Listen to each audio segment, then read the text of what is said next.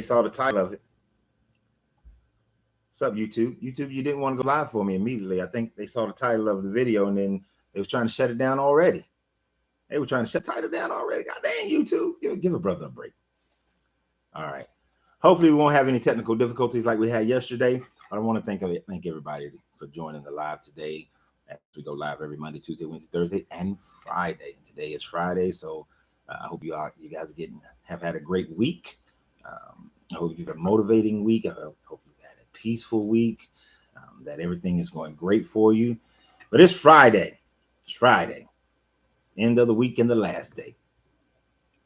And we are, as always, we are live from the studios of Smoking Phoenix Cigar Lounge. It is I, Coach Renz. And today we're going to talk about a touchy subject. It's a very touchy subject for a lot of people. It has become more and more of a touchy subject because as people have felt one way or another, now that they've now experienced family members who, may be in this category. And so their mindsets have changed. Their thought patterns have changed. Hell, just growing up and maturing, my mindset has changed to certain degrees. So today we are going to discuss, because it is part of developing as a full-fledged person, full-fledged spiritual being, we're going to discuss America's hypocrisy and Florida's don't say gay law legislation. Now, before we get started, welcome yourself into the live. Let me know who you are, where you're coming from, all that other happiness as we get started on this here subject matter concerning Florida's don't say gay legislation that did pass. It passed. And of course, there is uproar. There's anger. There's frustration. There is. Let me first start out. I'm gonna go ahead and give a little disclaimer, and then I'm going to really get into my own thoughts here. My disclaimer is this: I do not believe in any type of discrimination whatsoever. I don't think a person should be discriminated based on their race or color.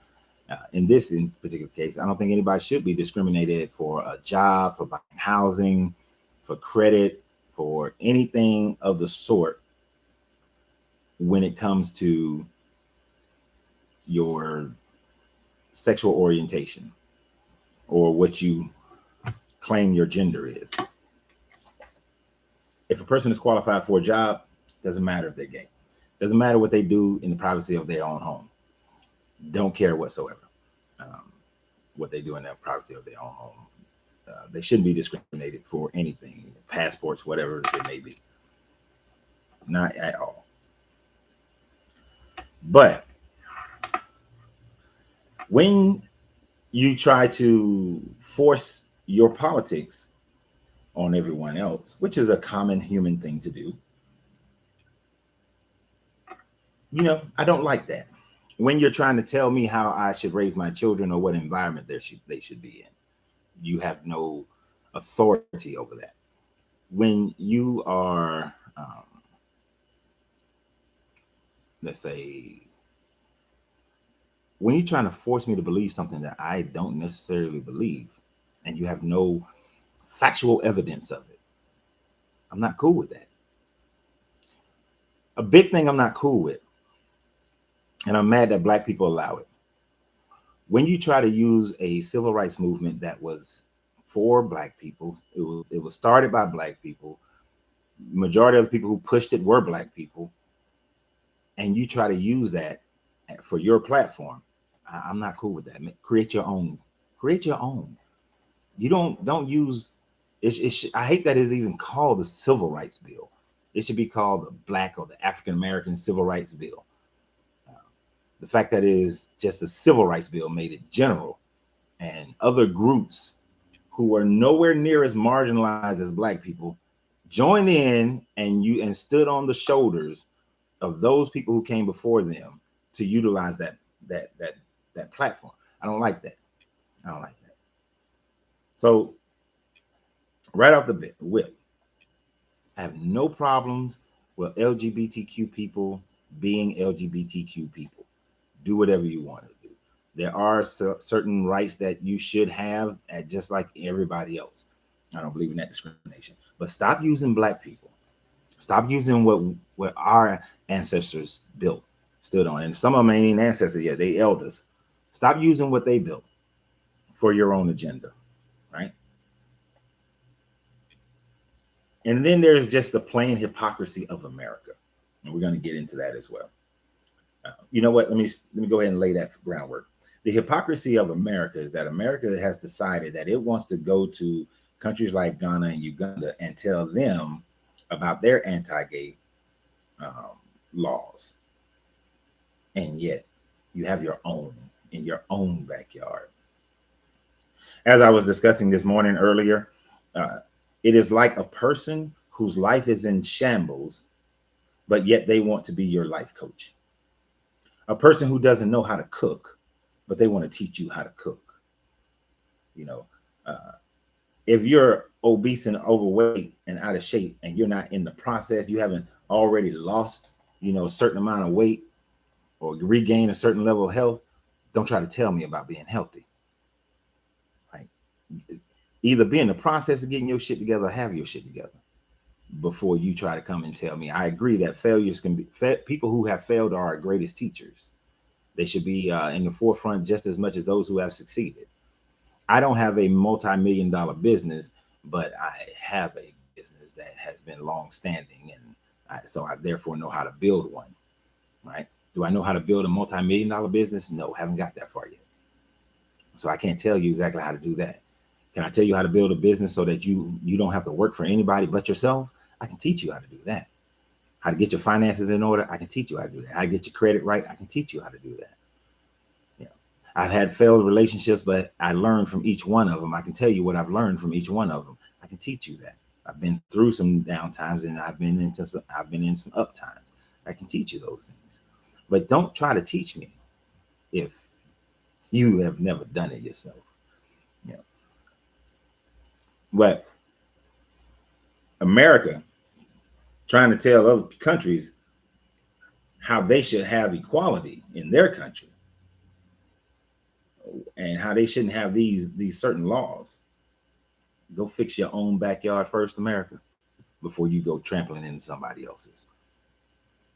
That is basically stemming on the fact that Florida has enacted what they're calling, it's not the actual name of the bill, but what they're calling the Don't Say Gay legislation that just recently passed in Florida. What up, Willie, from Adele, Georgia?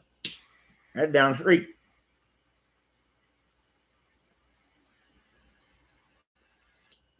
How many of y'all know about this bill that passed in Florida? This Don't Say Gay bill. Who all knows about it? I don't generally watch the news too much. News just kind of comes to me. But as you can imagine, this has been a topic recently. So if you've heard of it, give me a thumbs up, say yes, whatever, something. Let me know. Let me know if you heard of it. If you haven't heard of it, just say no. Just say no if you haven't heard of it. But if you have, say yes.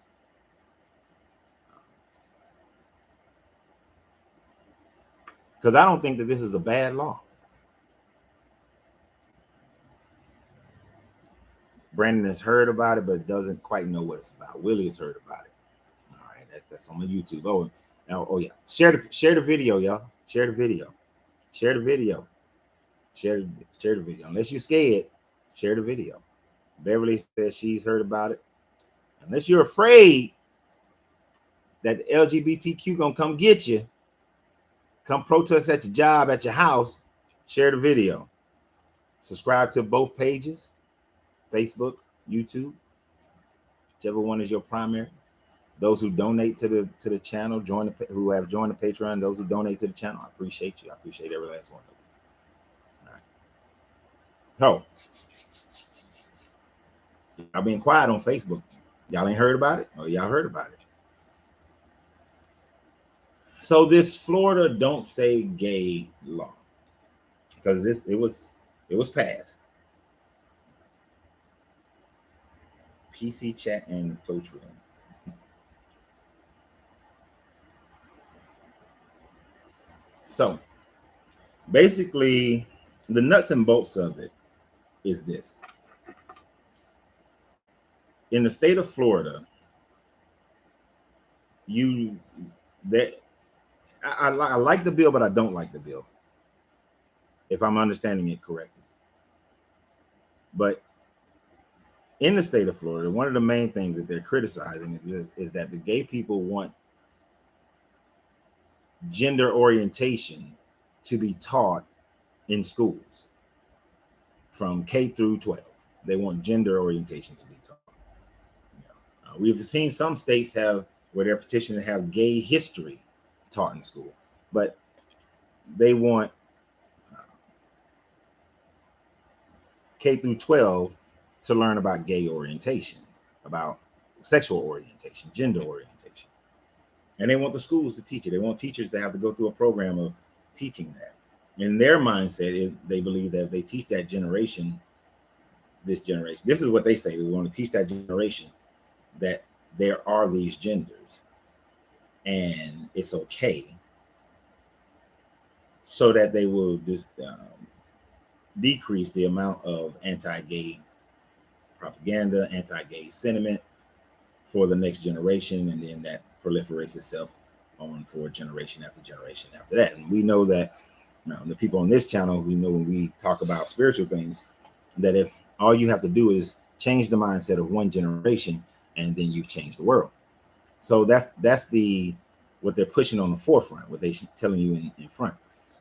The people on the opposing side are saying that that's something that's not for the schools to teach. It's for parents to teach, if they so choose to teach their children that way. And by telling the children this, especially when they're younger, they're impressionable, they haven't quite figured things out yet, that you may impress upon them that any feelings that they have of, I want to hang out with boys all the time, and I'm a boy, I want to hang out with girls all the time, and I'm a girl, that it will lead that person to thinking that they were just naturally gay, right? So that's what the opposing side is saying. On that one, I somewhat agree with both sides. I do think that in order to change some of the anti-gay sentiment, you do have to get that mindset at an early age. But the fallout from that is that you'll have some kids, you'll have a lot of children who will assimilate to the gay side, not because they were born that way genetically or anything of that nature, but because they were conditioned. They were conditioned. They were taught at an early age that they can have sex changes and change their bodies and get these operations. And that's another thing that the gay side is angry about, is that this legislation says that if you're under a certain age, you can't have surgery augmentation to change your physical your outward appearance of gender. Because it doesn't matter how much of your outward appearance you change, your biology is still male or female, right? So they're upset that a 13-year-old can't go in and chop off the boobies, change the poom poom to a ping ping, or change the ping ping to a poom poom. Go in and get a breast job, get a BBL. They're upset that a child can no longer in the state of Florida go and get these surgeries when they haven't even reached adulthood. Let me tell you, when one of the things that I tell my children, and one of the things I mandated to my children, I mandated it, and it's held strong so far, and I hope it keep on holding on. And the plan is for it to keep on going. But me and their mother mandated that you will not get married until you're at least 25, 27 years old. 25, 27. You not getting married. Why do we tell our children this? We told our children this because I got married at 19 years old. At 19 years old, I didn't know who I was as an adult. I didn't know who I was becoming, out of adolescence, out of teenage years. They say you're an adult at 18, but I didn't have that. I didn't have an adult maturity at 18. There's a lot of things about myself I didn't realize when I was 18. So getting married at 19. Getting married at 19, I didn't know who I was. I didn't have some life experiences to see how I may change or what type of person I may be after those experiences. I didn't have a set pathway of this is the man that I desire to be. I had images, I had thoughts, but I haven't experienced anything to test that out. So at 13, some kids saying that I like men, I like women, I like the same sex. It's one thing for them to be at that age and possibly go experiment. It's a whole nother thing to go have surgeries, to cut your ping off, cut your balls off, all these different things. That's a whole nother problem. They don't know yet. I have known many people, and this is just my own personal experience. Can't put a percentage on it across America or anything like that. But I have known many people who, in their adolescence, in their teenage years, they were gay or gay. I don't know why it's gay or lesbian. It's gay. Just because you're a woman, you don't get a special title. But they were gay when they was in high school. But then you run into them 20 years later, and they're not gay. They change their mind. They don't like. They don't. I'm sorry, that dude just popped in my head. I don't like men's anymore. I like women's. But I've seen some people legitimately decide that they do not desire men or women the same sex anymore. And I've seen the opposite. I've seen dudes who was robust as a man. You just knew he was 10 toes down man. And then see that joker 20 years later, he wearing a dress. At least they had time. They went through some things. They experienced some things. They came to, some decisions in their mindset or whatever. And they became, hell, when I was a trainer, there was a guy I trained. I trained this joker. I wish he would come on. I wish I would run into him again because I'm still mad at him. I trained this joker for 6 months. Had no idea he was gay. No idea whatsoever. There was nothing about Reginald that would have made you think he was gay. We will be working out in LA Fitness, and this joker, he point out the fine women before I get a chance to. The reason why it irritated me because I was like, hey, bro, hold on. We done been in the locker room a bunch of times. And I know in the locker room you don't know who's what. I get that. But when you do know, it's different. I'm sure any man can agree with me. You in the locker room, you changing and all that kind of stuff. Yeah, you may know in the back of your mind that somebody in there is gay. But it's a wholly different thing when you know the joker is gay. So, but this guy, one of the other reasons I didn't think he was gay because he was married to a woman. They had a son. He still talked about women, all that kind of stuff. So, threw me off. But at least he made that decision as an adult. But these people, they want children to do what Dwayne Wade's children did. Now, do I think Dwayne Wade and his wife Gabrielle Union is effed up all to be damned as parents for allowing their teenagers to, in my opinion, mutilate their bodies at such an early age? I sure as hell do. Bad parents. Like, he can come in here and I'll treat him like a customer. I treat him fairly. You know, Dwayne Wade. Now I treat him fairly. Gabrielle. I treat him fairly. But I can never be their friends because I question their moral center. You know what I mean? Y'all some punk ass parents, as far as I'm concerned, to allow your children to make such a drastic decision at such a young age. When you 25 and you want to make that decision, go ahead. 30, make that decision, go ahead. But when you in your teenage years, hey, I understand how. I'm not saying they could not have been understanding parents. Hey, I understand how you feel. I agree or disagree. But as far as doing that, you're gonna have to wait. You're gonna have to wait.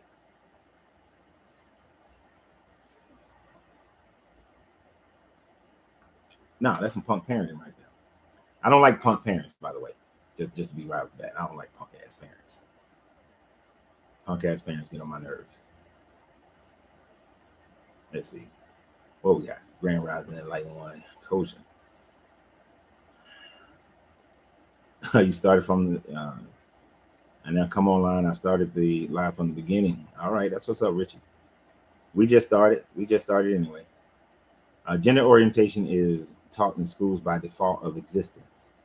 When the first grade teacher teaches the concept of boy and girl, that's teaching gender orientation or the concept of tomboy. And I get that. I can understand that. To a certain extent, gender orientation is taught as far as the male and female. But, and I mean, let me not say but, because I don't want to discount anything that you just said. It's a different thing when you're teaching gender orientation that is by choice. That is by choice. And I will argue anybody till the sun goes down and never comes up again that there's absolutely zero biological scientific evidence that anybody is born gay. When somebody tells me as far as back as I can remember, I've always been interested in the opposite sex. I always played with dolls or whatever. I always, appeal to the feminine or to the masculine. Okay, that didn't mean that you were gay. First of all, that absolutely did not mean that you were gay. No. Could you have more masculinity? Could you have more femininity? Sure. Could you have been more interested in sports, or could have been more interested in fashion, or whatever we would categorize as stereotypical man and woman things? Sure. Did that mean that you had a sexual attraction to men and women when you was 5, when you was 6? No. Most of the time when kids are 5, 6, 7, 8 years old, 9, you don't even have sexual attractions at all. At all. It hits everybody differently at a different time. But the overwhelming majority of people do not have sexual attractions when they're 5, 6, 7 years old. And then a big component of it is that most people don't remember much of anything when they was from day 1 to day 5 to year 5, 6, 7. Like, I have vague flashback memories of when I was like 5 or 6. Like, I remember that first time riding my big wheel across it was Page Street back then, Marietta Parkway.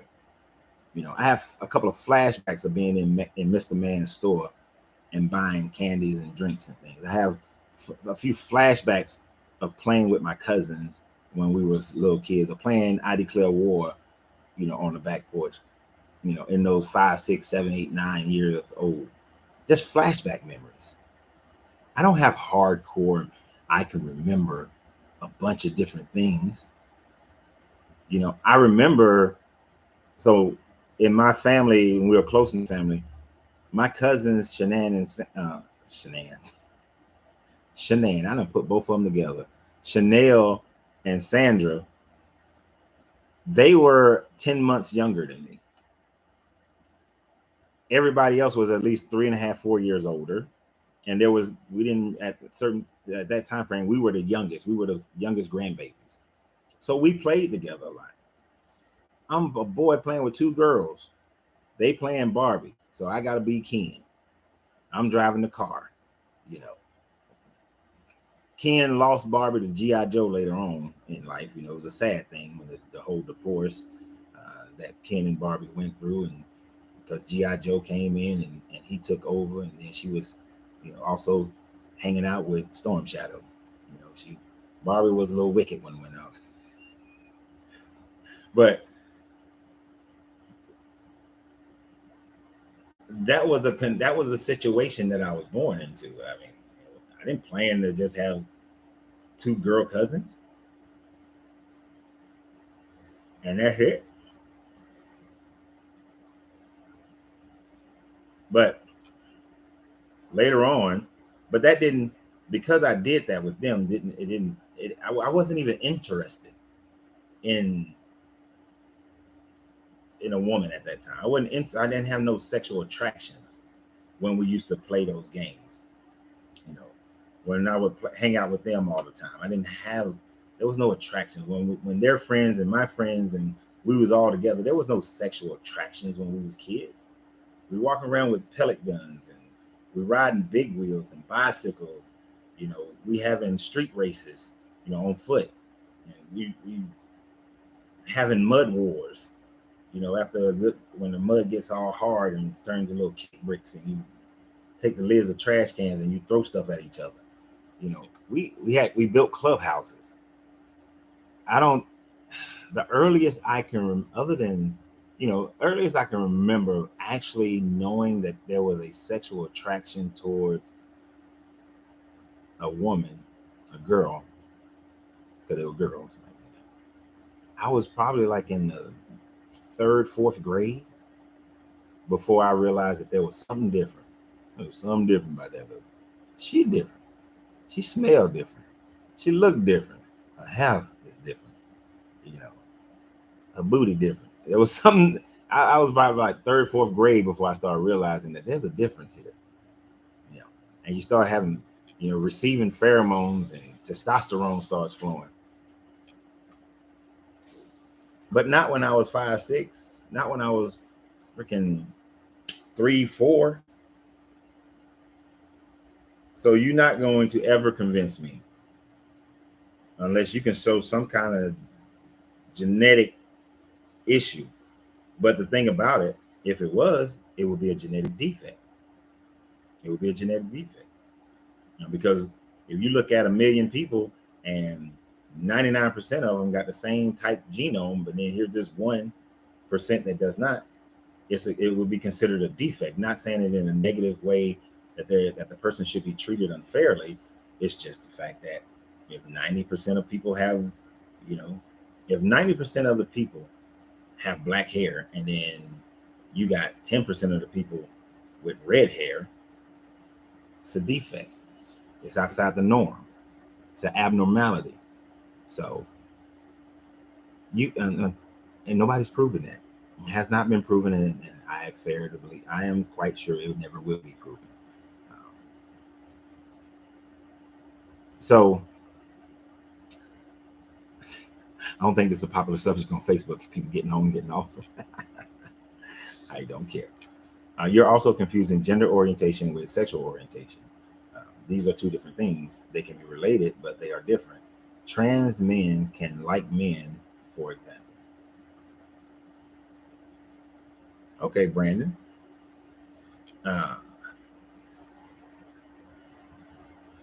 There is a difference between gender orientation and sexual orientation. Gender orientation is what you think you are. Sexual orientation is what you like, right? And yes, you can be a trans man, but like men. You're absolutely right.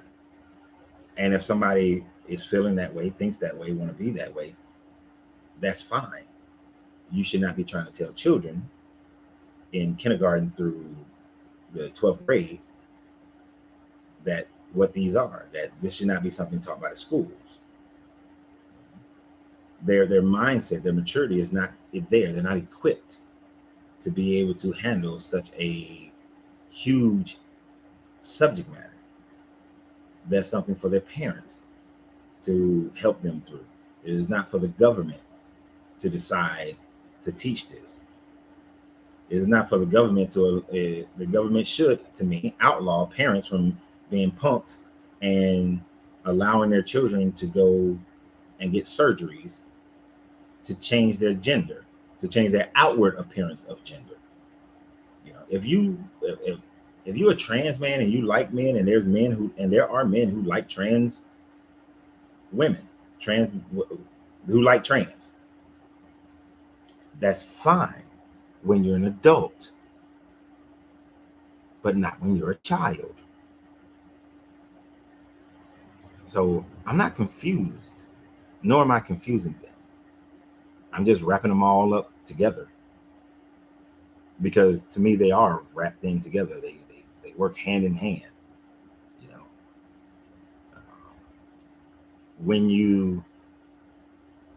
they work hand in hand because they're part of the same group. You know, you want to separate. Trans people want to start their own group. Go start your own group. Separate yourselves from the rest of them.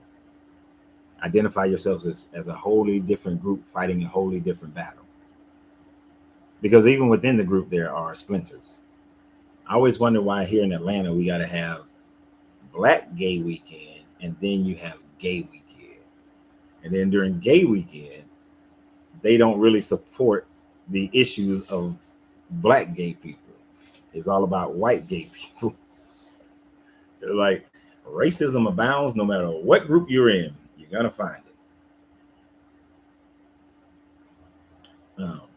But the fact of the matter is, these kids should not be getting surgeries, nor should the schools be teaching it, in my opinion. I disagree with that wholeheartedly. And America has no right to go to other countries and tell them how they should treat their LGBTQ, and now there's an I, community, when America is relatively going through the same issues themselves. Now, just because America is more liberal with their laws doesn't make them any better than, say, Uganda. Uganda is, I don't think the president has signed it yet, but they're basically saying that gay people, that they will not teach homosexuality in schools. They will, gay marriage is not acceptable to them, and gay acts are not acceptable to them, and you'll go to jail. Oh, and I think they also saying that gay people can't adopt children. You go to jail. More stringent, but it's not as stringent as Saudi Arabia. Saudi Arabia said, we'll kill you. You gay, we catch you in a gay act, death penalty. But you don't see America saying anything to Saudi Arabia now, do you? Yeah, they don't mess with that oil money. Leave that oil money alone now. The dollar bill always gonna trump your social moral issues.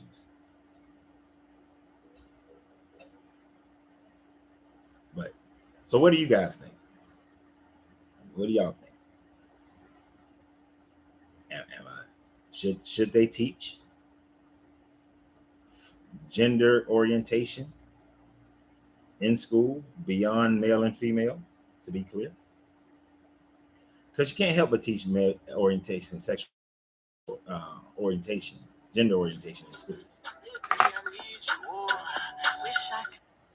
Because when you're teaching about reproduction, when you're teaching about science, biology, you're going to teach that. You just are. Oh, and another part of the law. So before y'all start answering, another part of the law is that transgender males and females cannot participate in sports of their new gender, their new identifying gender. Which I 1,000% agree with that one. 1,000%. One of the most disgraceful things that I saw was, I was watching a UFC fight. It was a low level fight, and the woman comes in, and, all right, and then this transgender male comes in because he identified, and he a fucking dude. He was a straight dude, and he beat the shit out that woman. I mean, he beat her like she stole something from him. That shit was wrong. And then you come to find out that this was a dude who was in MMA, but he was getting his ass whooped all the time. So he decided that he was going to be transgender, and go and fight women, biological women. So this biological man, which with more upper body muscle, center of gravity in his chest instead of his hips, is pounding the hell out of these women. Then there was in the Olympics, you had the transgender going into doing weightlifting. I'm glad that some gun didn't win. I'm glad he didn't win. He didn't deserve to win. But then you had the one in the swimming. He breaking all kind of records and stuff. The women's records with swimming. Hell no. No. And it was funny because a lot of those women in their past history had supported gay rights, but then when it hit their home field, all of a sudden they pissed off. To a certain degree, I'm like, it serves you right. You didn't think about this long term. You didn't think about the long-term effects of this causation. The hermetic laws are always in play. Cause and effect is always at work. Yeah, I'm gonna support you. Yeah, I'm supposed. Whoa, you joining my sport. Now I can't win gold. Now I can't come in first place. Now you're setting records that is not going to be beat. There is a difference between men and women when it comes to the physical body. And those are some physical changes that science is not going to be able to change. It's not. You can't put a dude out there who been coming in like 8th place in the Olympics, and now he's gonna go out there and run track against women. There's a reason why the men's 100-meter record is very different from the women's 100-meter record. Biologically, and understand, I'm just saying biologically, men are in general, men are stronger biologically. Doesn't mean we're better. We're not. Doesn't mean that at all. It has nothing to do with mental capabilities or personality or any of the true intangible things that makes you that spiritually divine being existing in this poverty suit. But biologically, we are different. And those biological differences should be celebrated. Women should be able to compete against women and dominate against the other women. A man should not be able to step in and dominate women like that. I think there was another joker who couldn't cut it in basketball, and then he wants to go and join the women's league of basketball. And he was killing them women. Shit is completely unfair. Completely unfair. And then when they try to compare it to the struggles of black people, I really want to beat their asses. Literally, I do. I'm that kind of person. When you do stuff like that, you cannot compare the struggles of the LGBTQ to the struggles that black people went through in this country. Hell no. A transgender man competing against women is not the same as them not allowing black people to participate in basketball and football and baseball. You are not the Jackie Robinson. You are not. That's bullshit. You're not Jackie Robinson. You're not breaking down those kinds of barriers. You're taking advantage of the fact that you are genetically made to be physically stronger than the overwhelming majority of women, and you're taking advantage of that situation, not breaking down any barriers. And these jokers are so foolish that Caitlyn, I think it's Bruce Jenner, was given Woman of the Year. Oh, she was so brave. A rich person went and changed themselves to a woman. You ain't brave. You're not brave for doing that. That's bullshit. And they gave a Woman of the Year, and y'all celebrated. Well, I ain't saying y'all in particular, but you know what I mean. It was celebrated. Why? Why is that celebrated? He just got a sex change operation. There's nothing to celebrate there. He's a rich person. Made a whole bunch of money off doing that. While true people who had a sex change, like the bravest person to do a sex change would be a black man. That would be the bravest person. No, equal to a black woman going to get a sex change. Because I from my own experience and from statistics, black men catch more hell than anybody else in this country. So for a woman to go and say, "I want to be a black man," why? Why? Why you want to catch more hell? Why would you want to catch more hell? That's a brave person. I want to be highly. You know what? I was profiled by the police before, but now I really want to be profiled by the police. But no, Kate. Or you say Joanna Man? Yeah, exactly, Joanna Man. And it's funny how. Well, I've always said one of the reasons why I love movies because movies are going to show you what's coming. Movies consistently show you what's coming. Life does imitate art. Because that Joanna Man movie was what, in the 90s? It was in the 90s, and that was an unheard of thing in the 90s. That's why that movie was played for a joke. I mean, it was a comedy anyway, but it was played for a serious joke because that was something that's unheard of in the 90s. No one would have, I didn't think that the world would ever allow for a man to get a sex change and then go compete against women. But here we are. And I'm gonna say it, as crappy of a movie as Joanna Man was to me, I didn't like it at all. But it's proven itself to validate history. What about women that would beat all men in a conference? Like, what if an Olympic woman went to the HBCU college and she would beat all men hands down? Yeah, that's just not gonna happen, bro. I'm just be honest with you. We can what if that all day. You're not gonna show me. You can't find me a woman that's gonna go to a HBCU college and beat men hands down in conferences. I mean, unless we talking about something like ping pong, it's not happening. It's not happening. The deciding factor on if someone has the chance of winning, you know what? The deciding factor on if this is Brandon, the deciding factor on if someone has a chance of winning depends on matchups. There are many women that would beat men as well as some women that can't compete because they produce as much testosterone as men.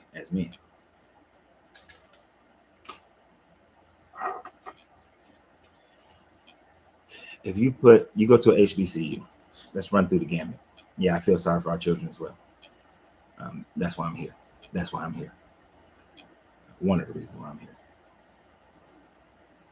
You go to a HBCU, bring in a majority women football team of the most stout, best women you can find.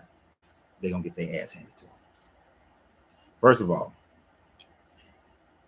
I don't know if you play sports or not. And I'm not gonna put that on you or off you. Have you seen the offensive line? These women are not getting through that offensive line consistently enough to be able to disrupt what they are doing, what the men are doing.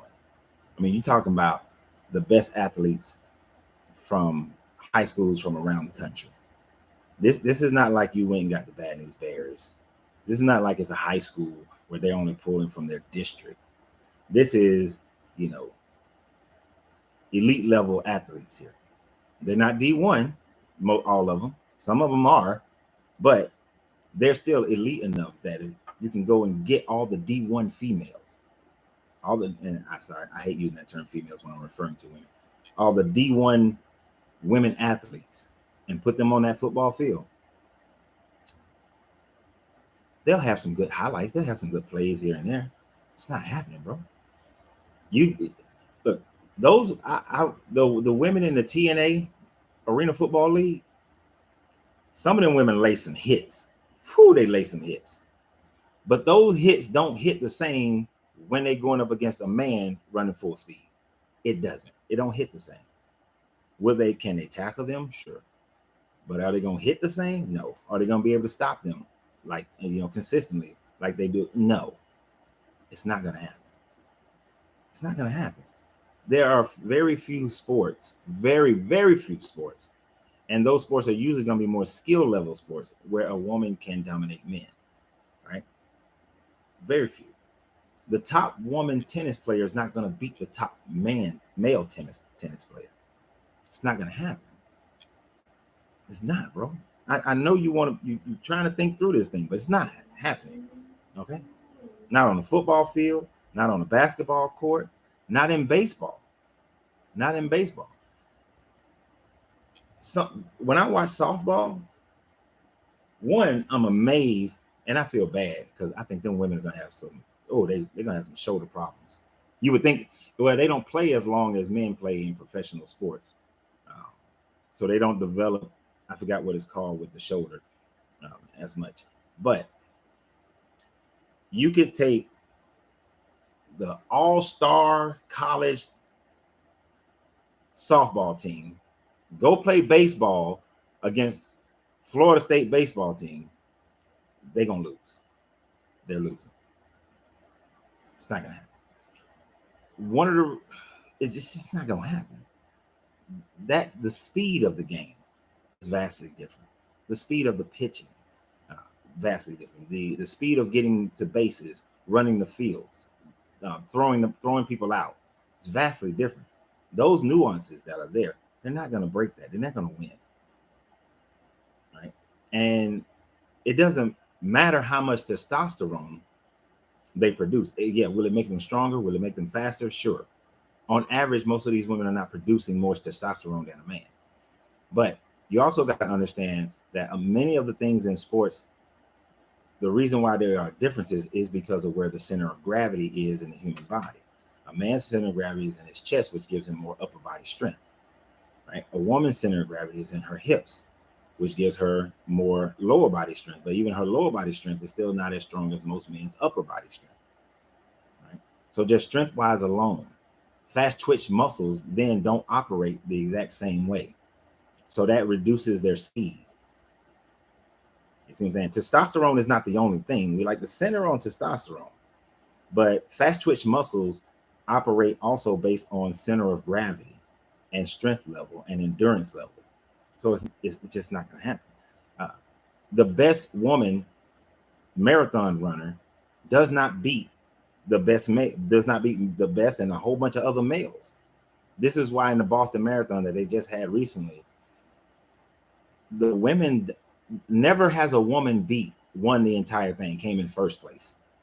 There's always a dude, which is why they have the categories of the men's Boston Marathon and the women's Boston Marathon, right? So it's not going to happen. My granddaughter shouldn't have to compete against biological men, and he shouldn't.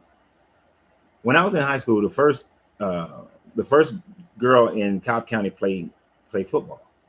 She played football. Everybody was like, "Oh yeah, some other division in Atlanta, they had a young lady playing, and she was their kicker, and she played soccer. She was pretty decent. She was good. She didn't get a scholarship to go to no college to kick for that college. That didn't happen, but she was pretty decent. This other school want to run this little girl out there, and they put that little girl at wide receiver. Understand what my job was as an outside linebacker. Is the first time that slot receiver or the weak side receiver want to run across that field, my first job is to lay that fool out, male or female, lay them out. That way, mentally, they're always thinking about, is that hit coming? And it messes up the probability of them catching the ball. It's just strategy. That little girl, and I was feeling bad at first. I was like, man, I don't want to hit this girl. But once the game started, she came across that field, laid it out. She went over on the sideline. She came back a little bit later on. She tried to catch a pass. Cornerback laid her out. She didn't play no more. Because, she played for one of the smaller schools. You know how, like, the higher divisions will have those early games against the lower divisions. She played in one of them lower division schools. And, it's all based on population. But, no, bro. It's not going to happen. I'm a program analyst. All I'm saying, Coach, is I don't think we have efficiently examined the data. I think we let our cultural norms speak for us. And you would match people based on skill. I guess you're saying not physical body. When it comes to sports, you have to match them on all that, skill and physical body. Now, best woman and man playing chess, doesn't matter. Doesn't matter at all. I just watched the Queen's Gambit a month ago. Loved it. Doesn't matter. I was cheering for the girl the whole time. Glad when she beating shit up them dudes. It's different.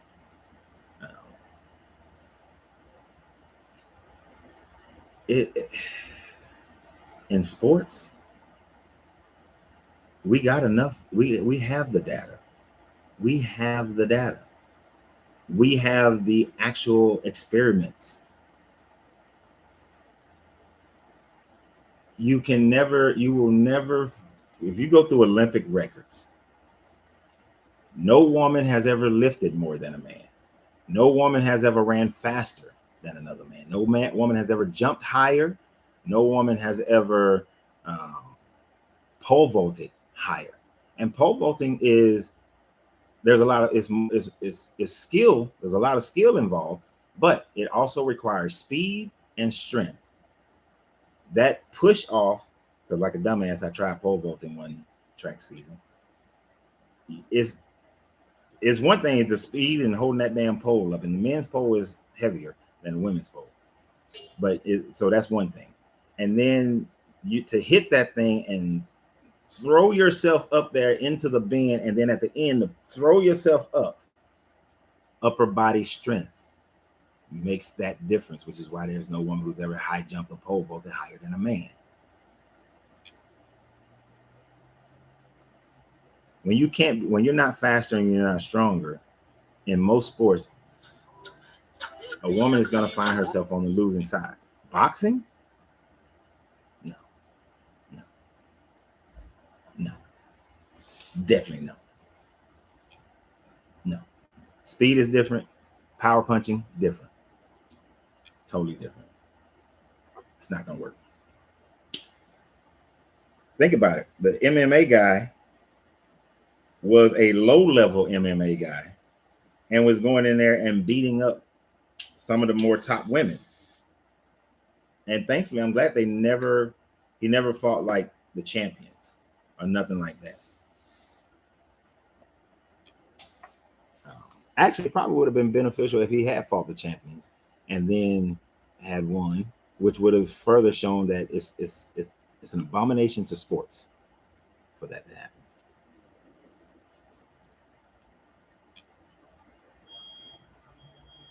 You can't even use a sport like soccer. Different. The speed, the power of the kicks, which the power of the kick is going to increase the speed of the ball and then reaction time. And then just size does matter. And then in soccer, yeah, they don't, it's not a lot of physical contact, but there is physical contact. Oh, good night. And then you have the same thing. Let's see, what's another sport that you may think? Lacrosse. Actually, y'all ever seen a lacrosse match? They be knocking the shit out of each other. All right.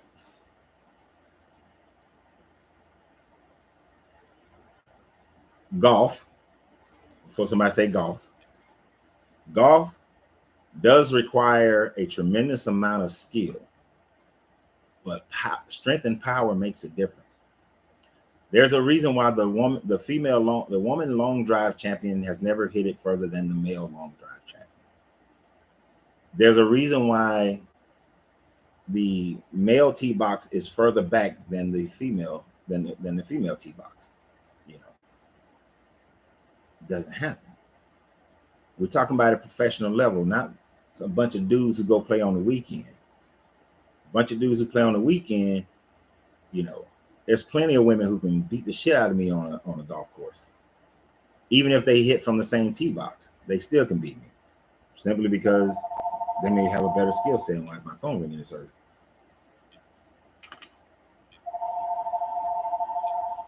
But the numbers will never add up. The numbers will never add up.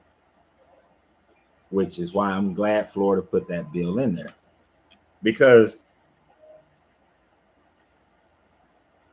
do you realize how this would destroy women's sports if this was allowed to propagate?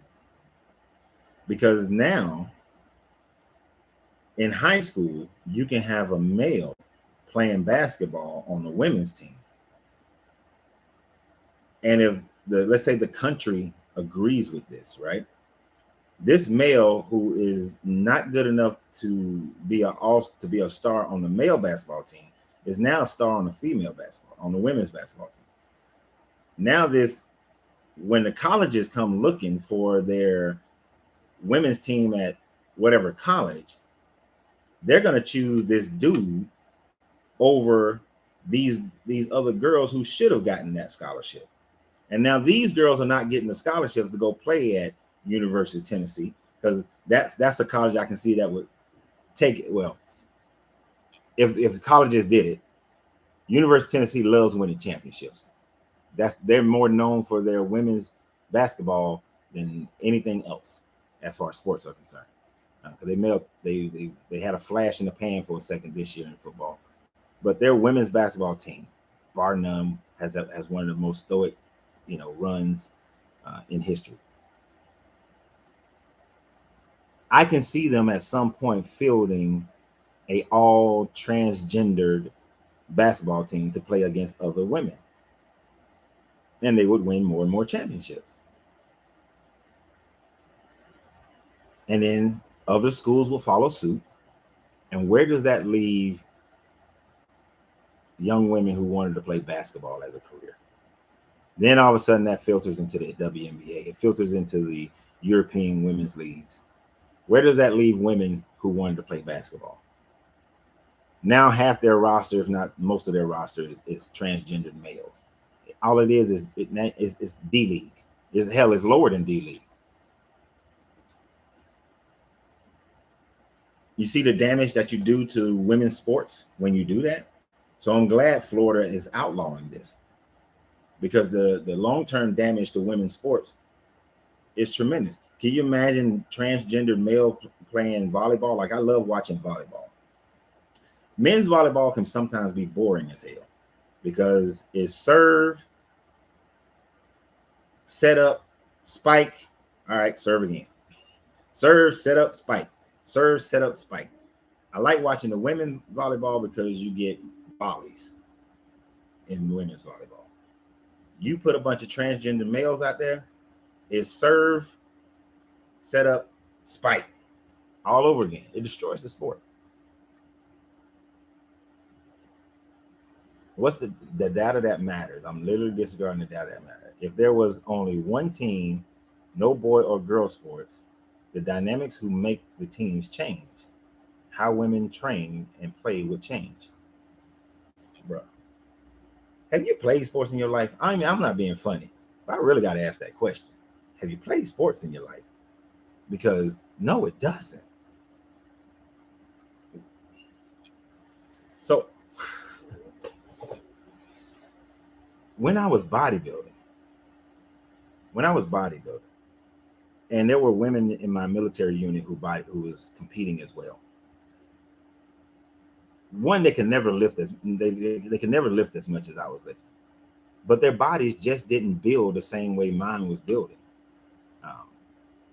Yeah, I was taking a lot of supplements, but they were taking like two, 3 times more supplements than I was taking, and they still couldn't get the muscle tone, muscle definition, the size. They still couldn't get that same level, right? When you see some of these women who are doing it, they're steroids. They're taking steroids. If it's just one team, it's still going to be males. You're not going to see a woman out there playing football. The only position I can see a woman playing is punting and kicking. And even at that, there's very few women who are going to be able to punt or kick further. Okay, you play sports. Come on, man. Let's not try to be PC here. Let's not be PC. Let's not. Because a woman can train just like a man, but she's still not getting the same results as a man. not to the same level. And not when we're talking about, now, when we talk about Pee Wee, sure. But once you start getting high school, college, pros, semi-pros, and pros, it's not the same. Because now we get into the elites of the elites. We get into the top. You know, there's some women who got some arms, but they not throwing, they not beating the top male center fielder. They're not beating the top male pitchers. They're not getting there. Even at bat, batting is very much a skill set, but there's power as well. It might be a scattering of a few, but the reason why they created women's sports is so that women can compete against a more balanced playing field. And in boxing, shit, no. Even though I know there's some women out there who can beat some dudes, but we talking about Floyd Mayweather, Mike Tyson. I'm an old school boxer, so I don't even know some of these younger dudes. But we talking about your Roy Joneses in their prime, the Holyfields, Tysons, Riddick Bowe, Michael Moore or Lennox Lewis. Come on, man. Come on. Pacquiao. We talking about some guys that are in their prime. The most prime woman she's not doing that. She's not winning that. And then of course the world be like, oh, he's so wrong for what he did. Wanted to ask your thoughts. That's not the conversation today.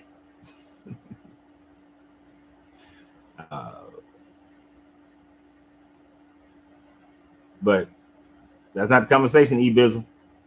But no, it's not the end times. That's a whole nother conversation for a whole nother day.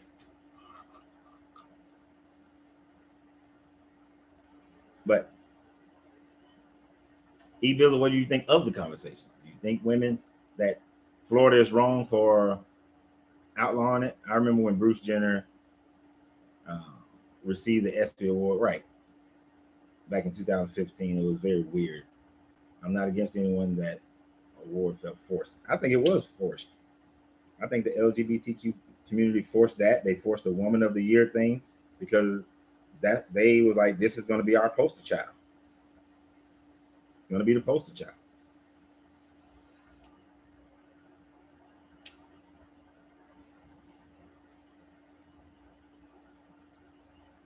I think Florida just saves women's athletics in Florida by doing that.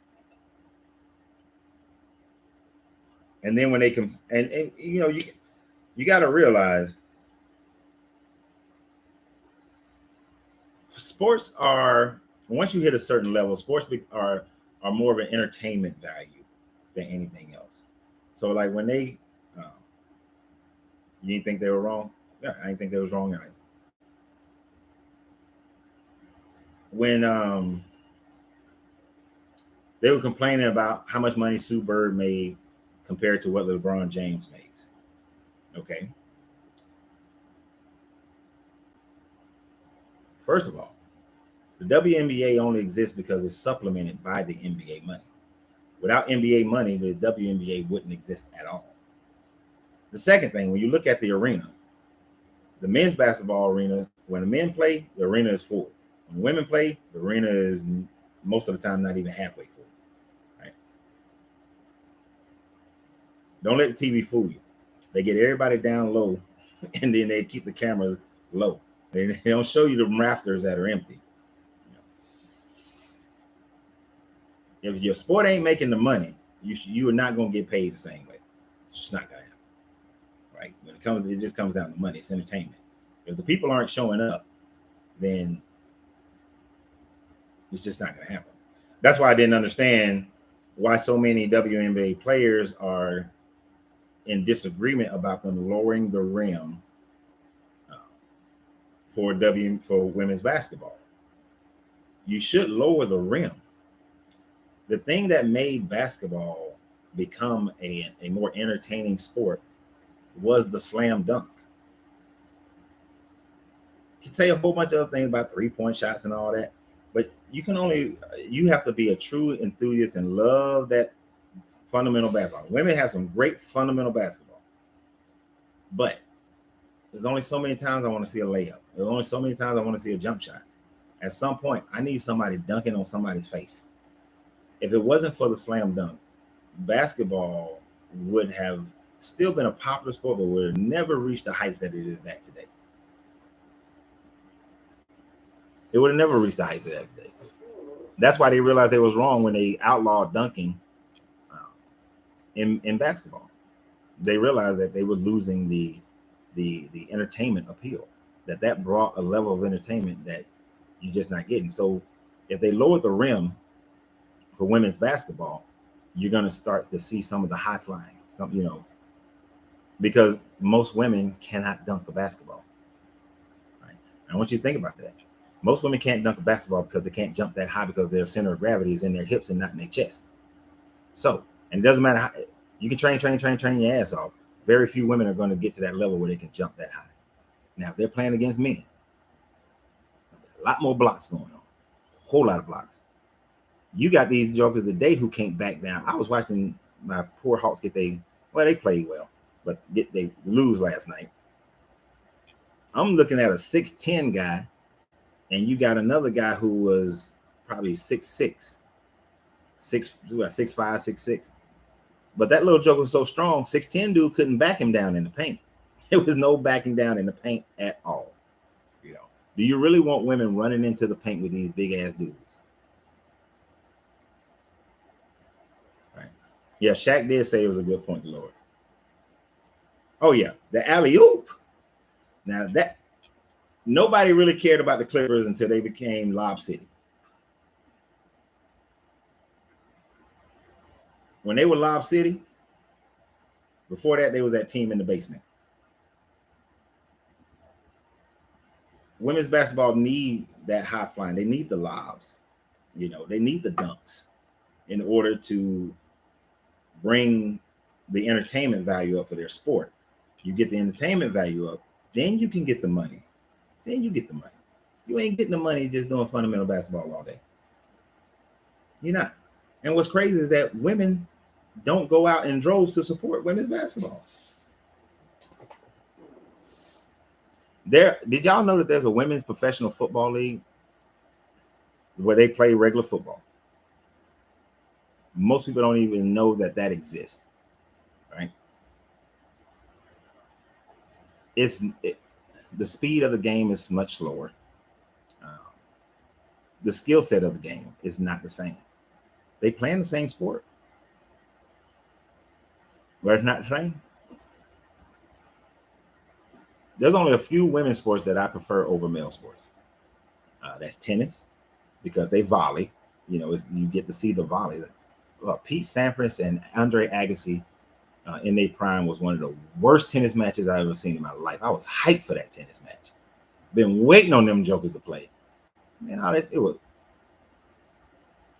just ace. I would literally watch Agassi. He was ready. Pow! Sampras served. Pow! He went over to the other side. Sampras served. Pow! He went to the other side. And then it was almost reversed. But Agassi's serve is not as strong as Sampras was at that time frame. And so Sampras won. But it was boring as hell. It was boring. And as much as I admire Serena Williams in her prime, she would have never beaten a Pete Sampras in his prime. It's not going to happen. I'm not even going to count that Billie Jean King and who was that? Who did she play? Was it Mac? It wasn't McEnroe. I don't forget who she played. Oh, okay. Brandon, you've been to a couple of those women's football games? Yeah. When I used to live in Tampa, I went to, and that women's football league has been around for a while, because the last time I lived in Tampa was in 2001, and I went to one of their games.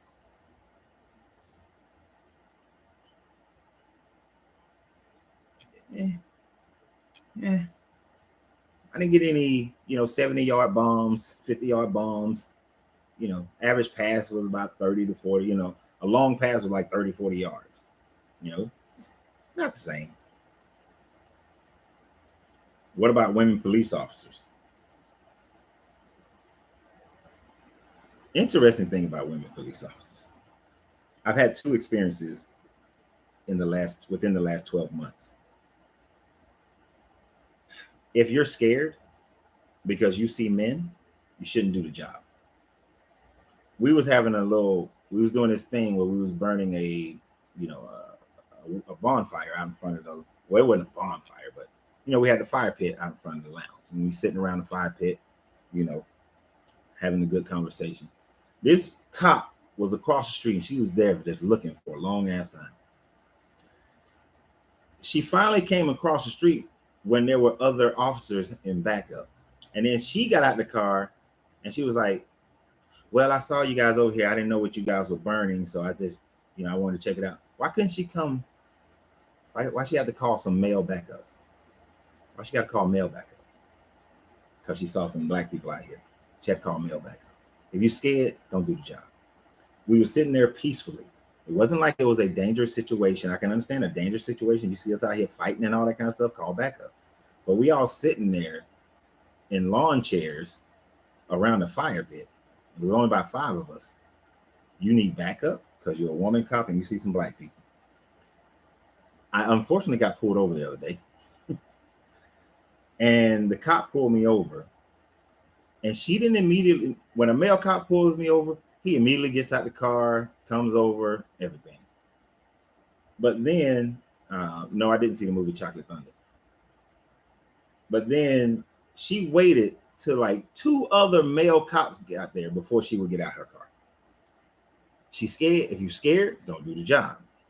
Right? If you're scared, don't do the job. Now, should there be women cops? Sure. You need women cops because too many male cops now got in trouble for frisking women, saying that they were sexually molested when they were frisking them. So you need women cops for that reason.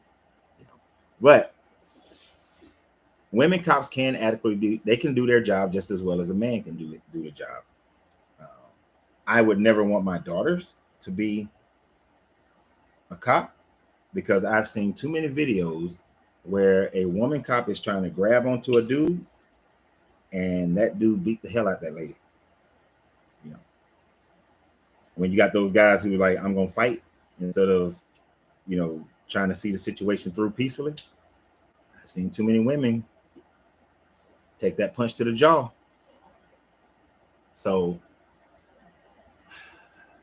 if a woman wants to be a cop, that's fine, but I don't recommend it.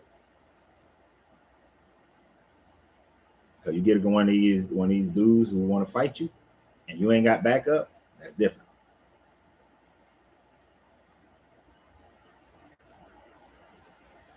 Tell you a little story. Because I'm adamantly against women in combat. Not that a woman can't pull the trigger. She can. Not that a woman can't fire, some of the best, some women, actually, I have to check, but I'm not sure if I've ever seen a woman as the top marksman in the Marine Corps. It has always been dudes who are the top marksmen. I don't know what that has to do with anything. I don't know if there's any biology to that. Can't say I do. But it's just something I just thought about that I've never seen. I have to look that up. But we was clearing this building and the young lady, she froze. When we came into a building, there was a dude in there. She froze. She didn't clear her side. She froze. I wound up taking a bayonet, initially through my flak jacket on my right side as I'm fighting this dude. And then, he got a little cut up, another bayonet swipe on my shoulder. She froze, standing by the window. She froze. Whole damn time, she froze. I'm yelling at her, stab this motherfucker, kill this motherfucker, shoot this motherfucker. I'm yelling everything at her, Finally, I win the fight. And obviously, because I'm here, I win the fight.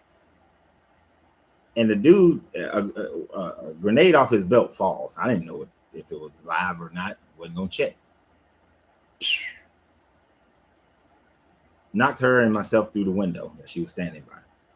I was pissed off, because she froze. Now, it's not to say that a man can't freeze either. I just never experienced one, but a man can freeze in combat as well. But when we in the Marine Corps, you have to be in combat. You need to be able to carry a pack that's 30 to 50 pounds, right? Women in the Marine Corps struggle with that. For the majority, they struggle with it. But the biggest reason why I don't like women in combat, and it happened when a woman gets captured by the enemy, we abide by the Geneva Convention. They don't. And that woman was abused in ways that they never think to abuse a man. A woman in combat getting captured is going to be treated very differently, and it's not good. It's not good. Women tend to have poor space recognition, according to some scientific studies. So that space recognition may interfere with their ability to hit the target. I can see this. I can somewhat see that. I can see that on the initial. That's something to I'll go down a rabbit hole on something in a heartbeat. But more women pilots wash out than men pilots when it comes to things like fighter jets. That the G-force levels and all that kind of thing is more taxing. It's very taxing on the body, and all those things make a difference. Like, there's a biological thing. Women have an extra layer of fat that men don't carry. This extra layer of fat is on women so that if they're going through some type of famine, they have an extra layer of fat to still be able to produce children, right? Men don't have that extra layer of fat. Biologically, it makes sense. It only makes sense.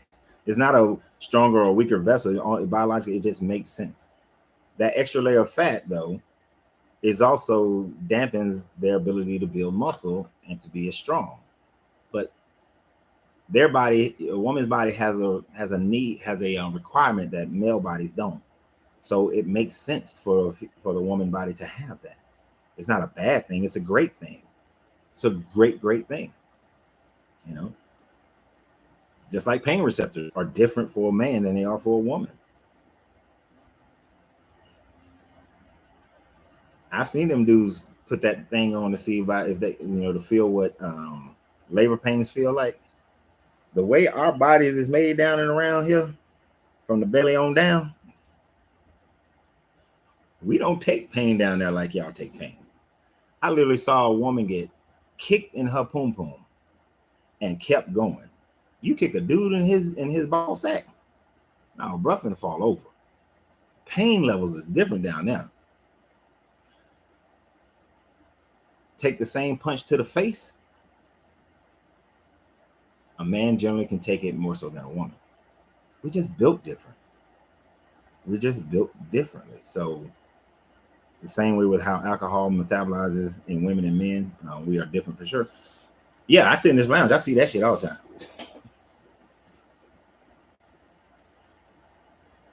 I hear that a lot. On average, a woman gets intoxicated faster than a man. Although, I said on average, because there are people, you can build tolerances. So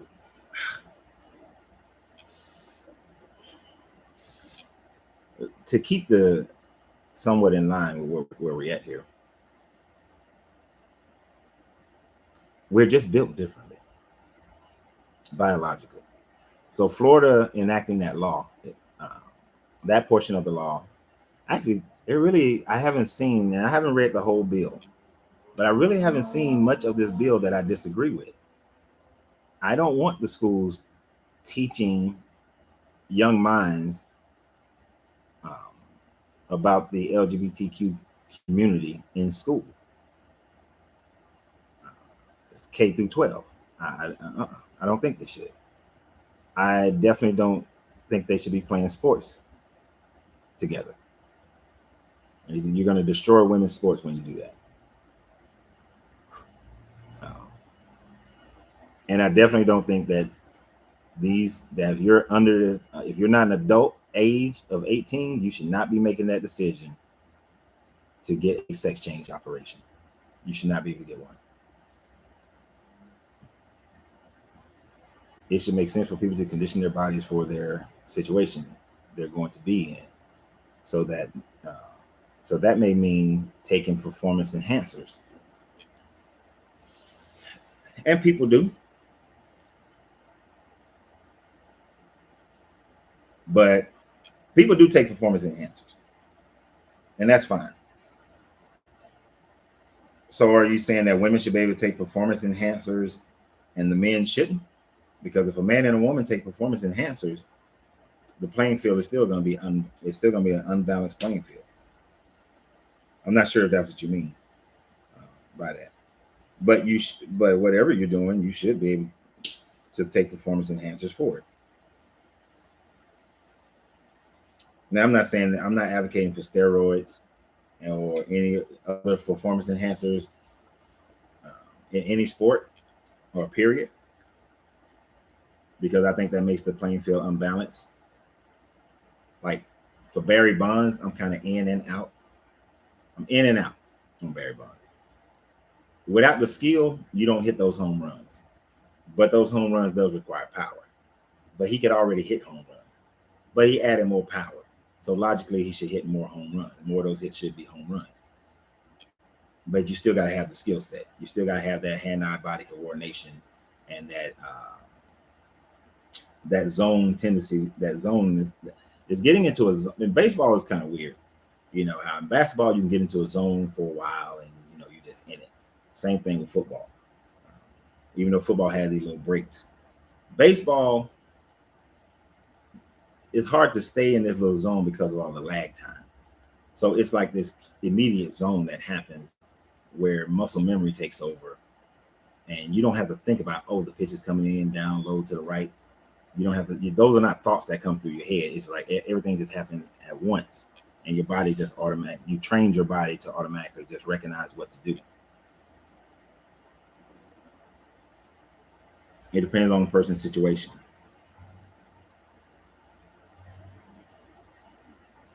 Like some of the performance enhancers in sports that are illegal are not illegal for the general population. Therefore,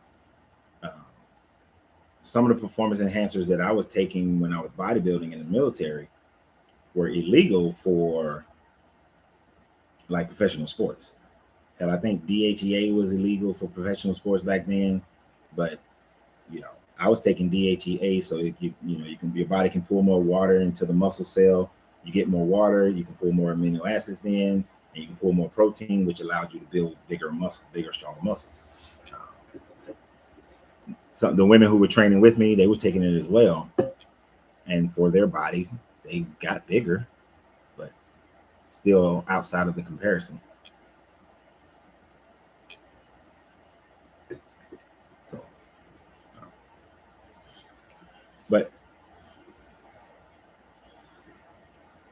and I really hate how America wants to go over to Africa. And although they're trying to make it seem like it's a moral issue, it's not a moral issue. It's a money issue. They're mad because the African nations are doing deals with China and Russia, and America wants to control Africa. They don't want anybody else controlling Africa because all the resources there. It ain't got nothing. The LGBTQ community is being used. They're being used, and they can't even see that they're being used. And maybe they do see that they're being used, but they'll accept it because it furthers their agenda. But they're being used. But you don't see, what's her name? What is it? What's y'all vice president's name? What's that little Indian girl name? I forgot her name. You don't see her running down to Florida, telling Florida we're gonna, we might put some embargoes on you, on Florida for their rules. You don't hear that.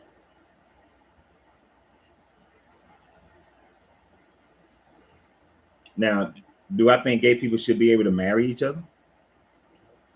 If you had asked me that question 20, 30 years ago, I would say, hell no. Because I went to the slippery slope thought process. Next thing you know, people gonna be marrying cats and trees and dogs and all this kind of stuff. Now, you know what? Let them marry. You know, love is love. If that's your love, that's your love. I may not agree with it. I don't agree with it. But when it comes to those benefits, if somebody has been with somebody for all these years of their life and the person dies, that person should be able to get their Social Security benefits and any other benefits that that person received. Other benefits are based on what companies do, and companies just use the marriage license as a validation for it. But now companies don't even do that. If you just live in the same house with somebody, most companies are going to allow you to give that person benefits. Really, we're talking about Social Security is the only reason that I think a gay marriage should be legal. Is just claiming Social Security, because everything else can be done with other paperwork, with a will, a living will, powers of attorney. All those things can be done, just like when we talked about polygamy. All those things can be done with other types of paperwork. So it's really just about Social Security. You know, I understand back in the day, 20, 30 years ago, you couldn't get any of the rights from companies, coverages from companies without a marriage license, but a lot of companies have dismissed with that. And the way companies work, whatever gets them the best employees, they're going to do. And if one company starts giving health benefits to whoever lives in your house, then the other company is going to start following suit, because they're going to get more people wanting to go work for that company, and the people are going to be happier working for that company. You know.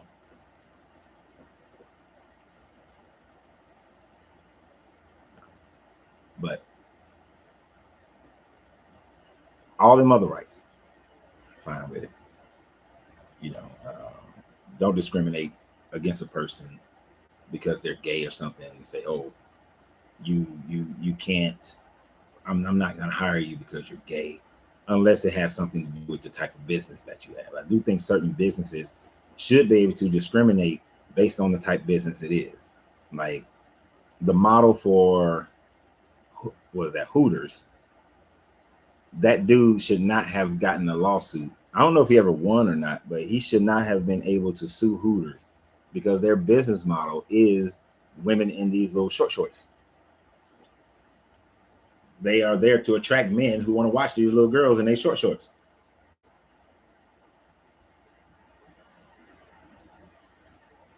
If you're a strip joint and you cater to men, and you're catering to straight men, I should say, you shouldn't have to hire a male stripper. No, you shouldn't have to. When it's just like the cigar lounge. Some people tell me I probably shouldn't say this, but I'm me. I say what I want to say. A cigar lounge that caters to straight men, for the most part, and majority of cigar smokers are straight men.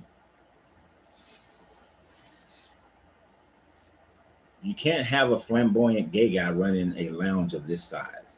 Now, if you got a big lounge, or there is a cigar lounge and cigar bar and restaurant not too far away from me. The two owners are gay.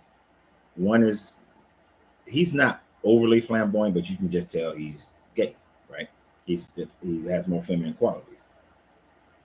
Because of their environment, it's not a big deal. But in here, if I hired a flamboyant gay person, I'm going to lose the overwhelming majority of my customers because of the style of this lounge. Now, if this was just a tobacco shop, it wouldn't matter as much, because that's people just coming in and out. But because it's a lounge, it wouldn't work, right? It just wouldn't. It wouldn't work for business. And I think companies should be able to look at who their customer, they should be able to hire based on who their customer is. You know, a bank, like an IT firm, you got to have, they need certain type of people. People know how to do the IT work. A cigar lounge, where people sit, communicate, talk, have all these different kinds of conversation, and it's mostly straight males. You know, we have about 30% women. I need to hire a straight male or a straight female. Or at least one that's, if it's a female, she needs to be feminine. If it's a male, you need to be masculine. if I hired a masculine female to, I hate saying, see, James got me using that damn term today. If I hired a a masculine woman to run this lounge, it's going to throw off both men and women who come here. It doesn't work. Like, I'm in about 30 cigar groups, and most of the women are very feminine. They're not. There's very few masculine women who get play. There are guys who owns cigar apparel lines.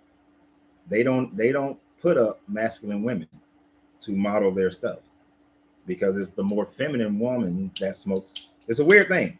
It's the more feminine woman that smokes cigars, not the more masculine women. Which you would think there would be more masculine women who would smoke cigars than it would be feminine women, but it's completely opposite. Completely opposite.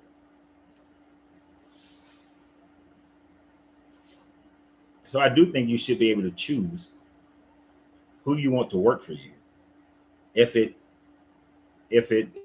a detriment to your business model.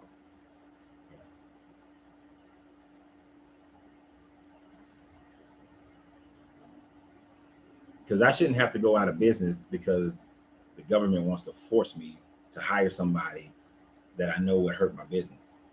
You know, that would be like me hiring somebody who don't know shit about cigars.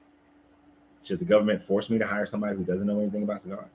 I can disqualify a person for that reason. So why can't I disqualify you for any other reason that would hurt my business?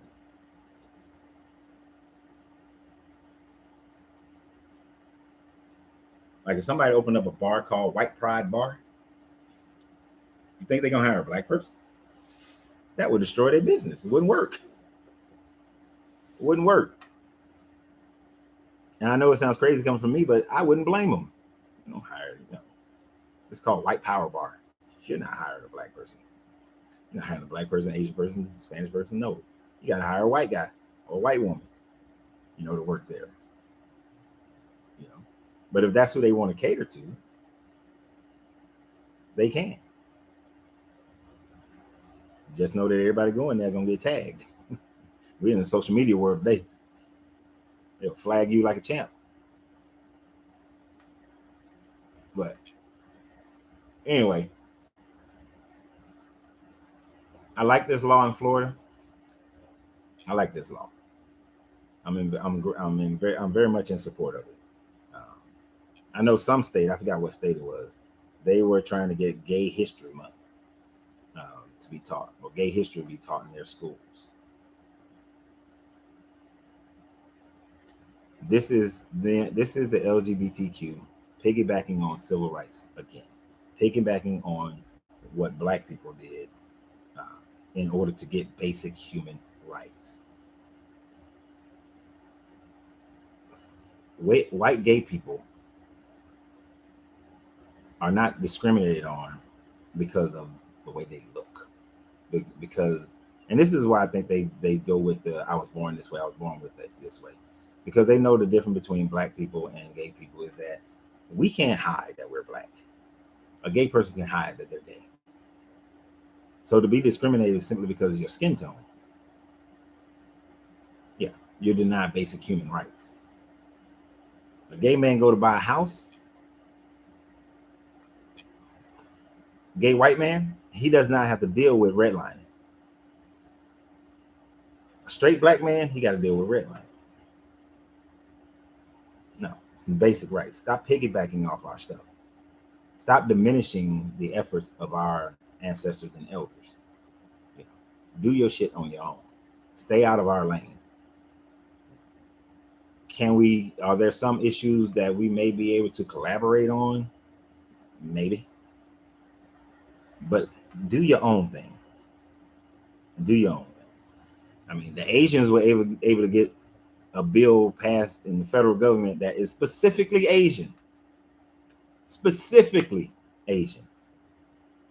LGBTQ can get one that's specifically for them. Why are you piggybacking on our stuff? Take civil rights out your mouth. It becomes an issue when all businesses of the same type discriminate. it creates an injustice in the marketplace. It did that. But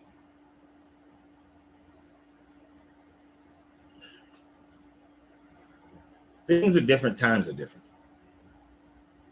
When you have the overwhelming majority of businesses practicing racist shit, that's different. And it's being practiced based on skin tone. This is not being practiced based on skin tone at all. This is based on who you find attractive. And then I don't like the whole blanket thing. If a business is based on a certain clientele and you need to hire people that's going to attract that clientele.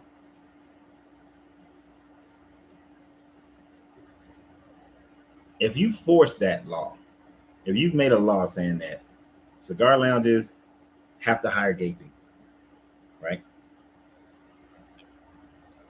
And then the gay community went out and they applied at every cigar lounge in Atlanta. If those cigar lounges had to comply, the overwhelming majority of cigar lounges in Atlanta would go out of business. They go out of business. It would. And it's not. And what's sad is that it's not even because of because the person is gay. Because I'm sure that there are some people who come in here who are gay, right? But I can tell you this: you may or may not agree. As a black man, what I cannot stand is when I see somebody overemphasizing what a woman's personality is, or I see a woman overemphasizing what a man's personality is. When I see the gay woman who comes, she was walking around and she's acting like a thug or overly masculine, acting over masculated, that shit drives me crazy. I'm like, look, I'm a man, full-fledged. I don't act like that. Or, I love women, but a woman who acts like that, I don't see women acting like that, but a woman who acts like that would drive me insane. Why are you overdoing it? And especially when they get into a fight.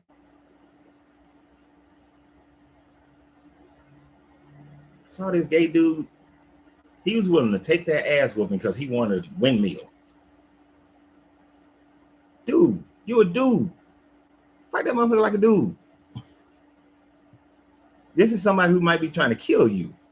You better let that shit go for that moment. For that moment, you need to let that, I'm going to try to pull hair and windmill. Let that shit go. You better fight like a dude. You better fight like you know how to, unless you just don't know how to fight. But that whole windmilling thing and slapping and swinging and trying to grab some hair, most dudes ain't got hair. Why you trying to grab hair? No. Now, I did see a gay dude back when I was a kid take them damn. He was the only gay dude that was it? It's not trans, cross dress.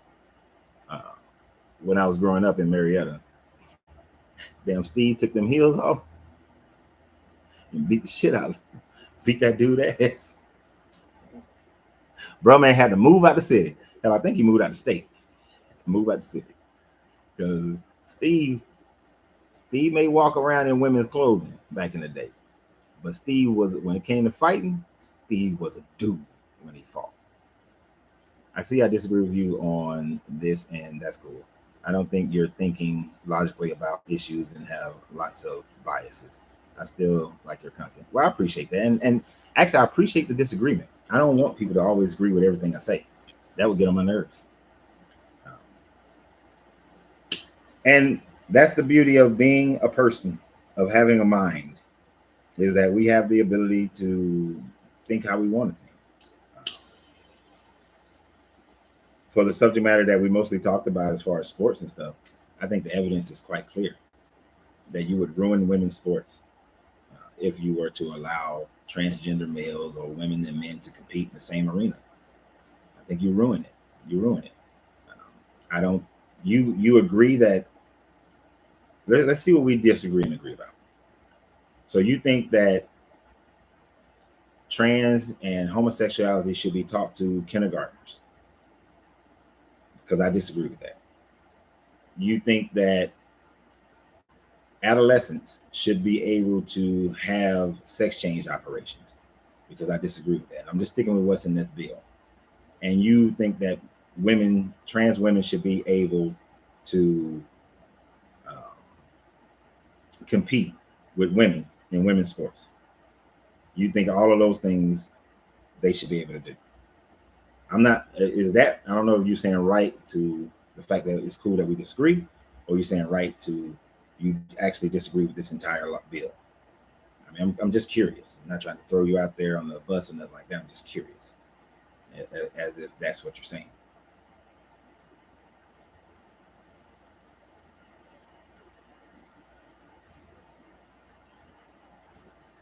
I'll wait.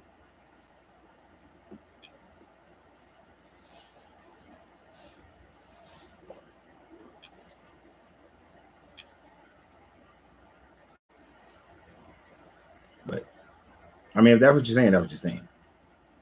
And we will wholeheartedly disagree. And I think the sociological, psychological evidence justifies my point, my side of the argument. I think the science and biology justifies my point, and the examples that we have justifies my point. As far as definitely in the sports arena, definitely justifies my point.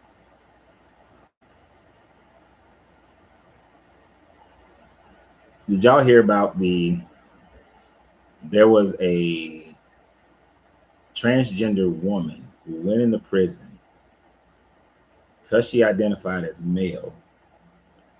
She didn't want to be in the women's side of prison. She wanted to be in the men's side of the prison. And then her cellmate, she got pregnant by her cellmate.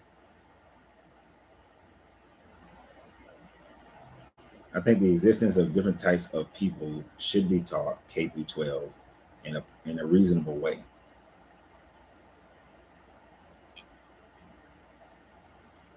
But when we're talking about biology, there's no biology that shows that there's the mythical gay gene. So so a reasonable way, you would have to say that it is a choice or an upbringing or conditioning, a psychological conditioning. Because you cannot in school say that it's biological. Right? And this is a choice. You know?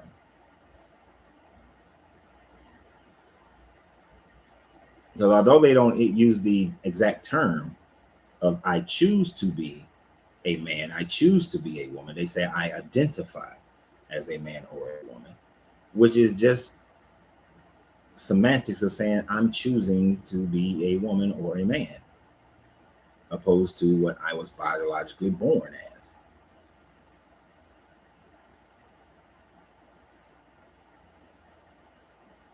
I mean, when I was in school, I remember them teaching us about hermaphrodites. That some people, when we was in biology, they said there is the rare occasion that there is an anomaly and a person is born as a hermaphrodite with both male and female genitalia. That wasn't until high school. But why would we teach a kindergartner, first grader, second grader, third grader these things? You know, when you're just teaching them about the basic biology of the planet. You know, you learn that worms are asexual and they reproduce, but you didn't learn that until at minimum at max junior high. You didn't learn that in kindergarten.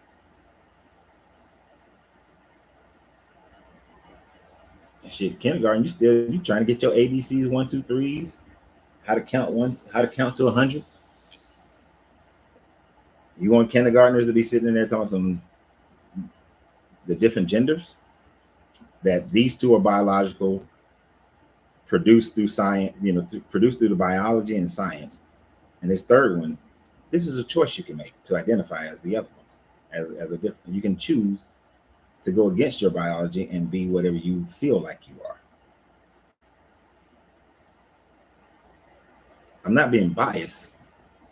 I'm being factual. It's just facts. Like I said, Show me where a woman has dominated men at the same level. Show me where women have dominated at the same level. Where the best fit male is beaten by the best female.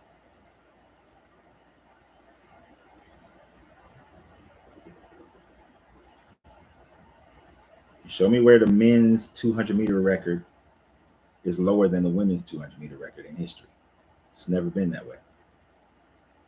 The records have always been separated, as well they should be. Because I am pro-woman. All the way pro-woman, as far as those kinds of things. Women should have their ability to shine against equal competition to prove how unequal they are. It is not equal for them to try to prove that they can best the best male. It's an unfair biological attempt.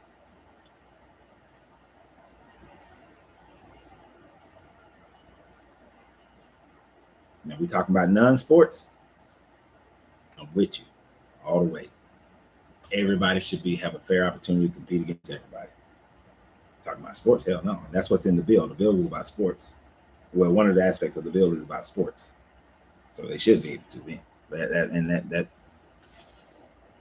I would hate to see women's sports in 20 years if they allow that. It's going to be it'll be jacked up. Everyone who holds every records and all the champions will be transgendered on the women's side. It's never going to happen on the male side. You can get all the transgender women you want to try to compete in football, basketball, baseball, track, all these other sports. And a transgender woman is not going to take top prize. She's not taking top prize.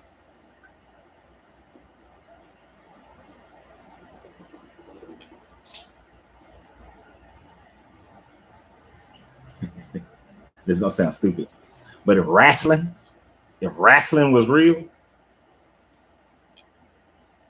China would have never become Intercontinental Champion. If wrestling was real, that would have never happened.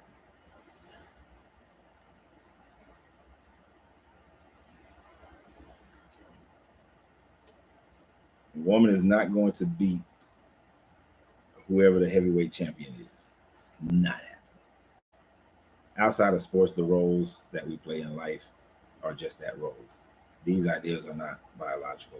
They are cultural. Right. Outside of sports, the overwhelming majority of things are the role that you choose to play. They're the roles you choose to play. There are very few roles that are still male-female outside of sports. Running a business, being an accountant, banker, lawyer, all these things, job-wise, doesn't matter. Doesn't matter at all. But that's not what the bill is about. Well, it doesn't matter. When that pastor got his wife, who identifies as a woman, but identifies as a male, pregnancy. Biological. Although I do believe that at some point, if they haven't already done it, they will figure out a way to give a woman a womb, do a womb transplant, but that's still not natural. But they'll figure out a way to give give a man a womb transplant. They'll figure out a way to give a man to have ovaries, but they'll have to transplant ovaries from a woman, a biological woman, into a biological male. And one day they'll figure out how a male body will accept that. Pregnancy and having a baby and all that, I'm sure they can surgically figure that out. But none of that is natural. That still makes it unnatural to do that.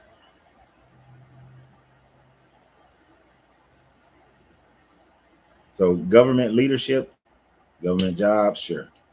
I'm still going to stand on, I don't think women should be in combat. Not that a woman can't shoot, not that she can't fly a plane or a helicopter or drive a tank, and none of those things, she can do all those things. If she's ever captured, though, it's the whole. I don't wish that on any woman. None whatsoever. Certain jobs are more physically demanding. You know, there's a reason why you don't see as many women in the fire department, because firemen have to carry it's like 50 pounds of gear when they go in. Now, if you're in a town, is one thing, but when you're in a city and you got to climb 15 flights of stairs and all that stuff, literally, it's even difficult for men. I was watching this show the other day, and they were showing how there is a fire. One of the firemen's job is to carry all the extra oxygen tanks, and that's his only job. Carry the oxygen tanks up the 14, 15 flights of stairs, drop them off. That joker is so spent, he goes back down. Think about the idea that change over time, like police, mailmen, etc. They used to say women were too stupid to drive and pump gas. Now look at us. I 100% agree with you on that one. 100% we are in agreement. Most jobs you shouldn't be able to discriminate against a woman. 100% agree with that. Women can do any of those things fine. You know, I do have a bias, as personal bias, towards police and fire and military. Combat military only. Only combat military. That's it. Anything that requires, you know, the carrying the load or physical altercations. Mm-mm.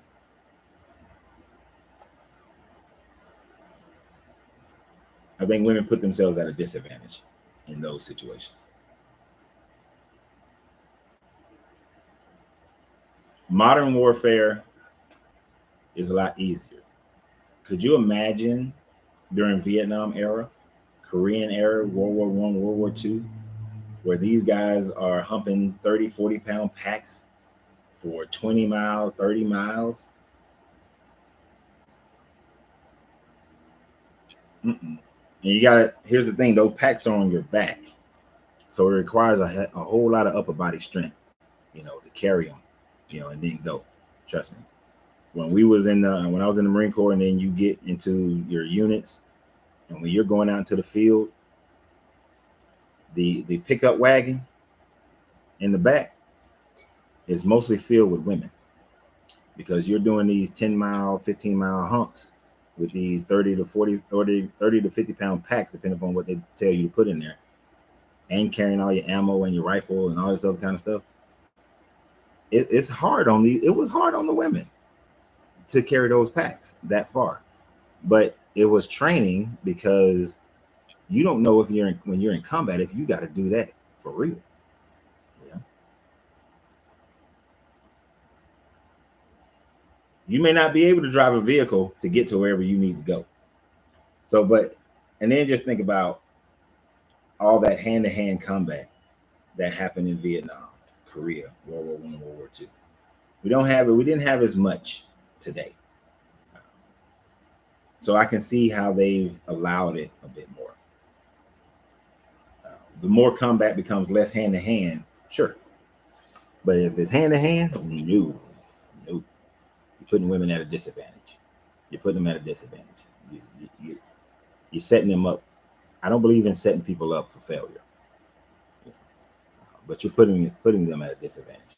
The woman who got shot down during Desert Storm, the first Desert Storm, when I went to, she was a big proponent of women in combat before she went. And even when they rescued her from the POW camp, she was still like, women should be in combat. But then once they released her from her commission, she was like, hell no, women shouldn't be in combat. So let me tell you what they did to me. And the things they did to her, they don't do to men.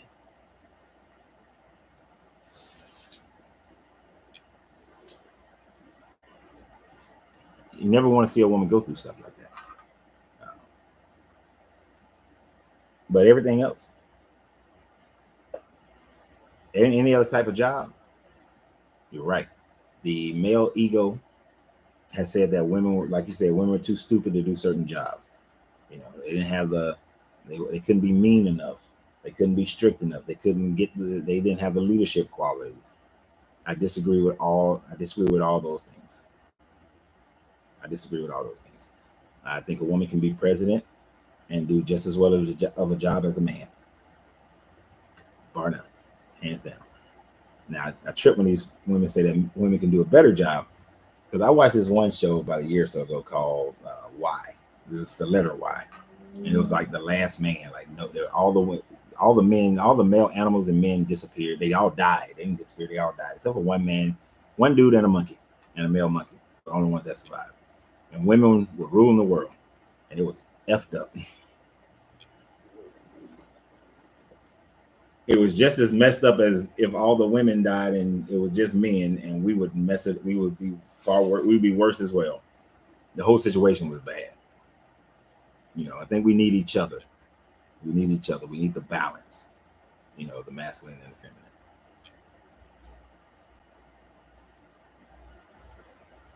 So really, the only thing that you and I disagree on is teaching kids K through 12. You didn't say whether or not you agree that 13, 14-year-olds should be able to go and get transgender surgeries. You didn't specify that one. So do you think that, Brandon, do you think that they should be able to get transgender surgeries at 12, 13, 14, 15 years old? I'm not saying people shouldn't be able to get those surgeries. I'm saying they should have to wait until they're at least an adult to get those surgeries. If I was a doctor, a surgeon who did that, I would never do it to a child. I would never.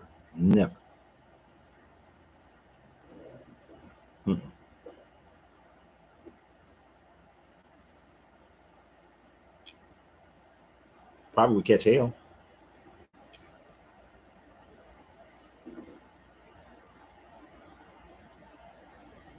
I'm sure some people are going to say I shouldn't even be talking about this right now.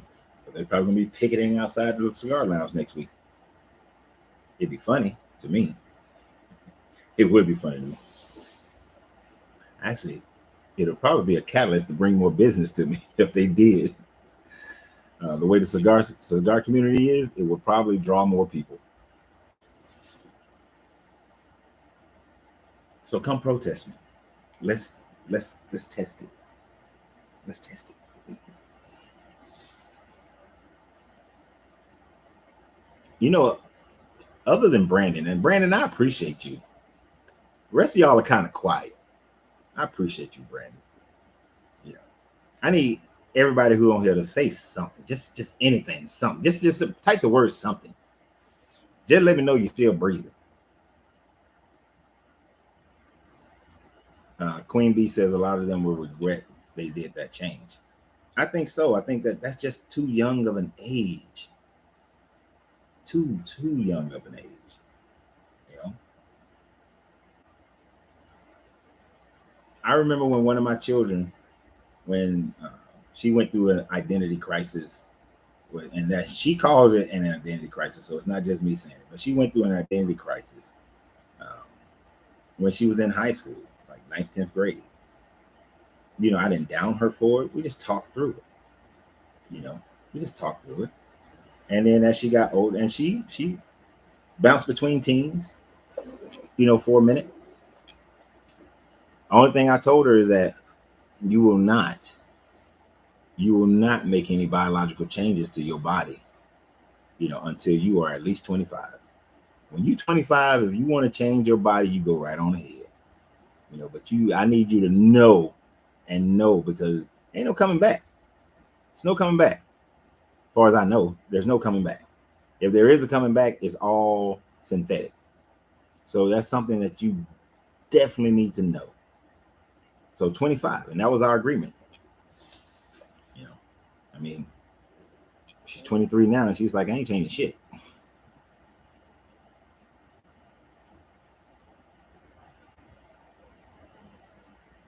I'm okay with it if it's been studied enough, and that's what's the best solution. Yeah, we're gonna disagree with that one, man. Because how can you study how you can't study how a person is going to be from 15 to 25? That can't be studied. That can't be studied nor predicted. It's a you don't know, and there's a level of maturity that's not there yet. They at 15, some of the things I did at 15, I did not realize what the long-term implications of those things were. Right? It didn't even think about the long-term implications. The only thing I thought long-term implications of at 15 was if I got a girl pregnant at 15, my sports life is done. I go to school and I go to work because that's my life now. That's the only long-term implications that I thought about at 15. A lot of the other stupid ass things that I did at 15 and a lot of the ways that I thought at 15, they had zero long-term implications. Give you an idea. When I was like 9, 10, 11, 12 years old, yeah, up to about 14. So yeah, because my vision went bad at 14. Prior to 14, I was one of the better baseball players, in Georgia. Not just in my little team in Georgia. It wasn't called AAU back then, but travel ball teams were like calling and scouting me out, because before there was this official AAU kind of travel ball stuff, there was travel ball back when I was a kid. It wasn't as big, and it was nowhere near as expensive either. But when I was 14 and my mom was like, and I needed glasses because I couldn't see that damn ball anymore. The only thing I thought about was the fact that my mother was already working 2.5 jobs to try to take care of me, my brother, and my sister. I am not going to add another expense. I'll either make do or I just won't play. Right? I didn't think about the long-term implication of this was my best sport. I was good at all three. And the ranking went baseball, football, basketball. If I had long-term thinking at 14, I would have said, Mom, go ahead and I know it's a struggle. Go ahead and get the glasses. I'll work over the summer, try to get some money back to you, whatever. Whatever I got to do, rake leaves, cut grass, whatever I need to do, because I see that I have potential of going at least to getting a college scholarship or going to the minors. And in the long term, that would have been the greater benefit for my mother and my family. I didn't have that type of long-term thinking at 14 years old. I didn't. Some teenagers unalive themselves. So if I had to choose and the situation was coming up, yes, at that point, it's life or death. We never know the future, but we can handle things as they come. We can. Life and death, sure, I'm with you. And hopefully those parents would go and try to get get some mental health. Black people are notorious for not utilizing mental health. Hopefully they would go and try to do that, but with somebody good, before they would do something that's life altering. Also, gender affirming care includes taking care of biological males that grow breast tissue and some or people that have different chromosomes or gene makeup in the room. Gene makeup than the norm. Those are abnormalities.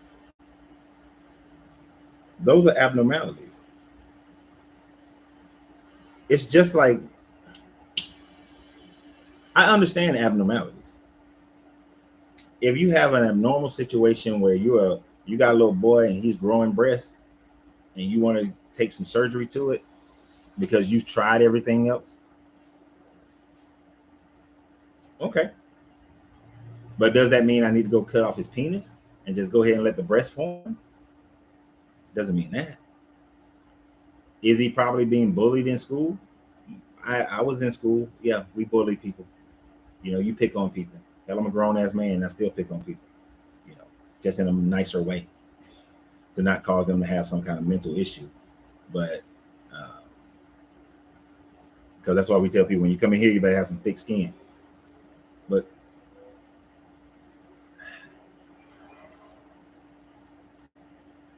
I think the number of cases where it's life and death are very low. I think we like to personify the minor and make it seem like it's more of the whole.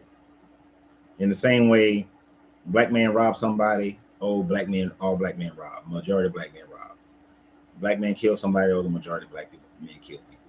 You know, there used to be the lie that black men then were less fatherly in their relationship with their children, and we know that that's a lie. Just had a study last year that proved that was a study finished up last year and was publicized that we know that's a lie. But that's been a lie that they've been taught saying for 20, 30 years. So we know those are lies. But we as humans, we have a tendency, you know, I'm not human, y'all human, but humans have the tendency to exaggerate the negative and make the negative bigger than it really is. And to make laws based on the minor negatives actually is more destructive to the society, because you'll see the surgeries being done not by just those groups of people. You'll see the surgeries being done by, you know, a 13, 14-year-old who, for whatever reason, is saying that I feel like I should have been a woman, or I should have been a man, right? Even if the case is low, it shouldn't be outlawed for those that will need the help. And like I said, I haven't read the entire bill, so I don't know if there are caveats in the bill for those type people. You know, and if it is, that's great, because then there is a pathway for people who can prove that they have some type of genetic issue going on. But the bill was, in my thought process, based on what they said, based on the language of what I've read thus far, it would appear that the bill was written to keep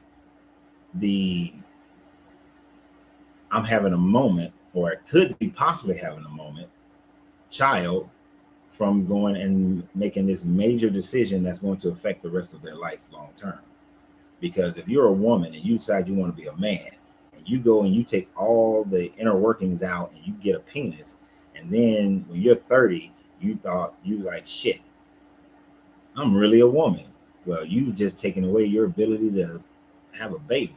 And if you always wanted a baby, well, that choice is gone. And you made that choice at 13, 14. It's too early. We scientifically know that the mind does not mature at 13. Hell, most of the mind don't even mature in their 20s. Most of them don't mature to their 40s. But let's have some life first. And maybe that's a caveat that's in there for people who have an abnormality. I don't know. I didn't see it. But if you ever looked at a bill, legislative bill, them things be long as hell. So I didn't read the whole thing. And I probably never will read the whole thing. Hell, most people who vote on stuff, your senators and Congress people, they don't read the whole bill. They have aides who read it and give them the highlights of it.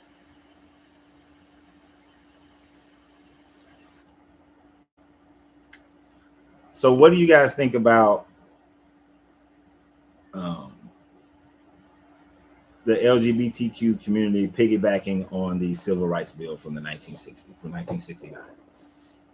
What do y'all think about them piggybacking on that? Am I the only one who gets irritated by that? Am I the only one that thinks that that's an abuse? Because it greatly has diminished the Black people's ability to get shit done as far as politically in this country. I just don't want to smoke crack.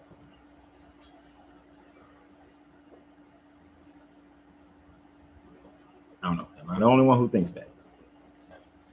Do y'all agree with it, disagree with it? You think that everybody should be able to use the Civil Rights Bill?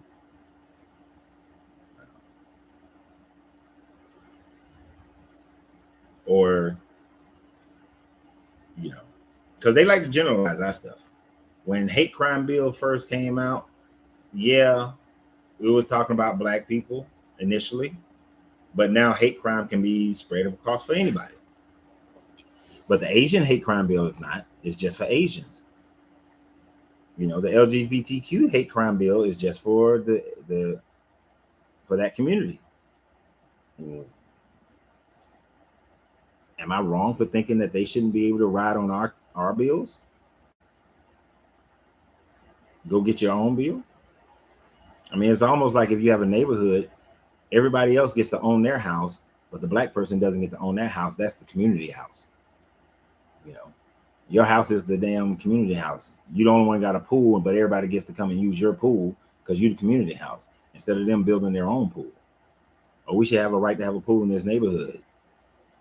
Oh, okay, black people, we got a right to have a pool in the neighborhood. Oh, but it's everybody's pool now. But if I want to go have a pool in my house and I'm Asian, I get to have my own pool and nobody else can do it. Get in it. You know, if I'm gay, then I'm the only one who can go. Only me and my gay people can get into our pool. Nobody else can, because this is the gay pool. This is the Asian pool. But your pool, black man, is the community pool. Am I the only one who thinks that way about civil rights?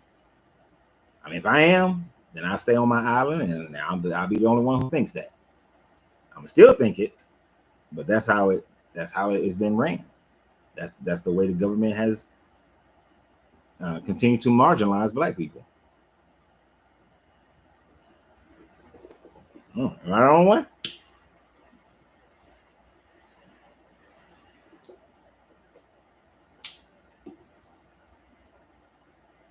Oh, somebody on Facebook want to say something. There you go, Mars. More rights and privileges have been given to every other race and race or group of people than black people. Exactly. That's because we get marginalized when we do get something.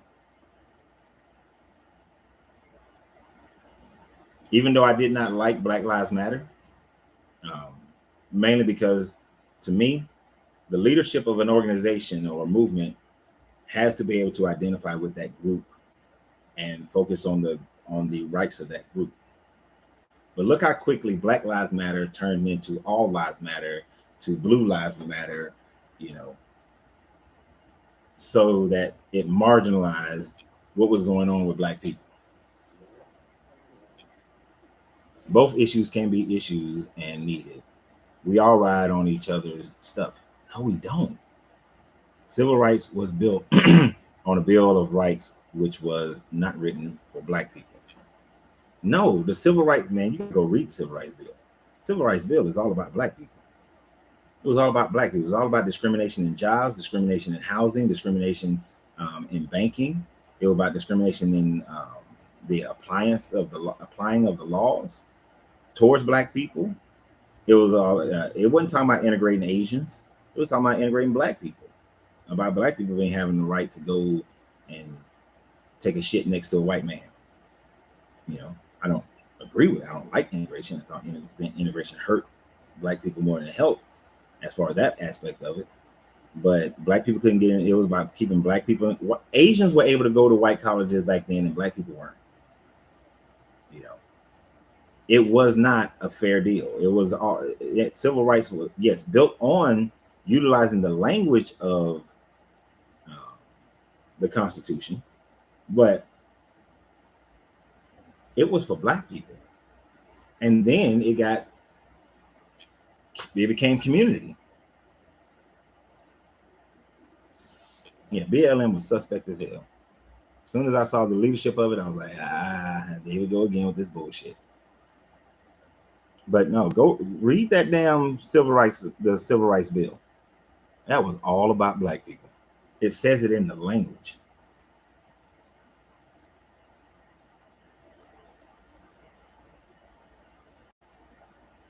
It's just like the Chinese Exclusion Act of, I think, 1879 or something like that, 1879, 1869. That was all about Chinese people. It didn't affect the Mexicans at that time frame. It didn't affect Canadians. It didn't affect Europeans. It didn't affect Africans. It didn't affect anybody else. And when other people groups saw that the Asians were able to reverse engineer the Anti-Chinese Exclusion Act, they utilized that same act. They couldn't utilize it. So I should say they couldn't utilize it. What was so funny is that not even the Chinese or the Koreans or the Vietnamese could use the Chinese Exclusion Act. Only the Chinese could use the Chinese Exclusion Act. And they were able to bring their families over by saying that they already have a job in America. And that's how they brought their family over. Because the act said that if a Chinese person leave America, they have to have a job in order to return. If a Chinese person wanted to come to America, they have to have a job in order to come to America. So Chinese people built companies, especially in San Francisco. They built companies, and with those companies, they hired their folk in China to bring them over. And so they used the act against America to bring more of their people over. But when other people groups tried to use the Chinese Immigration Act to do the same thing, the government said, no, that's just for Chinese people. So we're not shared. Black people stuff is the only one that's shared.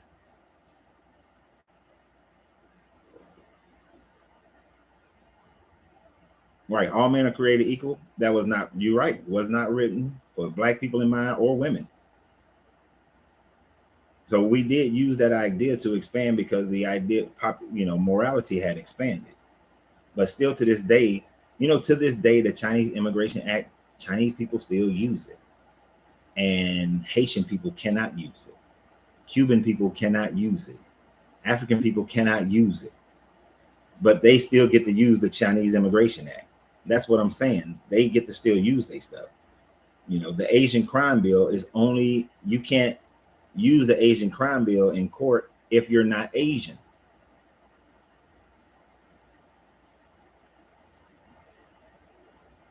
I forgot what the act is called for attacking a gay person. But if a person is not gay, you can't use that act. You can't use that bill, that crime bill. You can't use it. So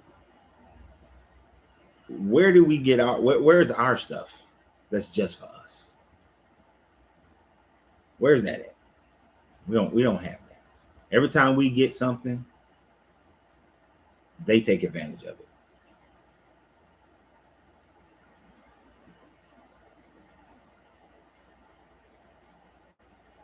Look, this is how dastardly this country is. In the Emancipation Proclamation was only to free slaves that were in warring states. If you were a slave in a non-warring state, the Emancipation Proclamation and later the Emancipation Proclamation did not affect you. You could keep your slave, right? And we celebrate Juneteenth, right? And Juneteenth, what was that, 1965? No, yeah, 1965. I think it was 1965 when they went to Texas and they told the last person in a warring state that you are now free.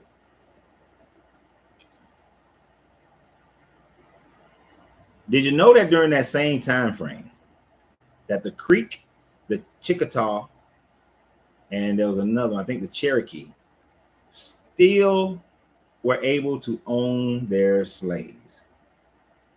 They were still able to own their slaves. At least 3 of the 5 civilized tribes, so-called civilized tribes, still own their slaves even after Juneteenth in Texas happened. For another full year, they owned their slaves. It wasn't until the U.S. government forced the Chickasaw, the Creek, and I think the Cherokee to give up their slaves a full year later after Juneteenth. So when we run around talking about some Juneteenth, that's when all the slaves were free. No, the hell they weren't. No, they were not. They were not still free. There were still black people on Indian lands that were still enslaved.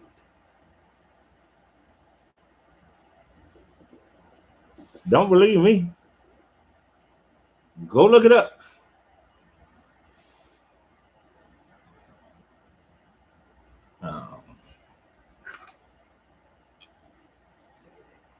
I don't want stuff that's just for me. That's how we end up in this situation.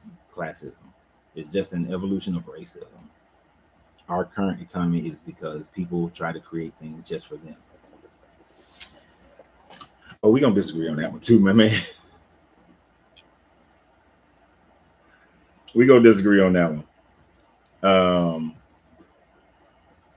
Tell me when and where there was a utopian society where everything was based on the freedom to create, because our society today is not based on the freedom to create.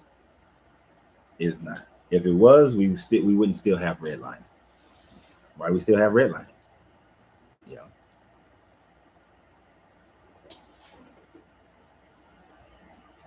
We still got it. We still got redlining. Get rid of redlining.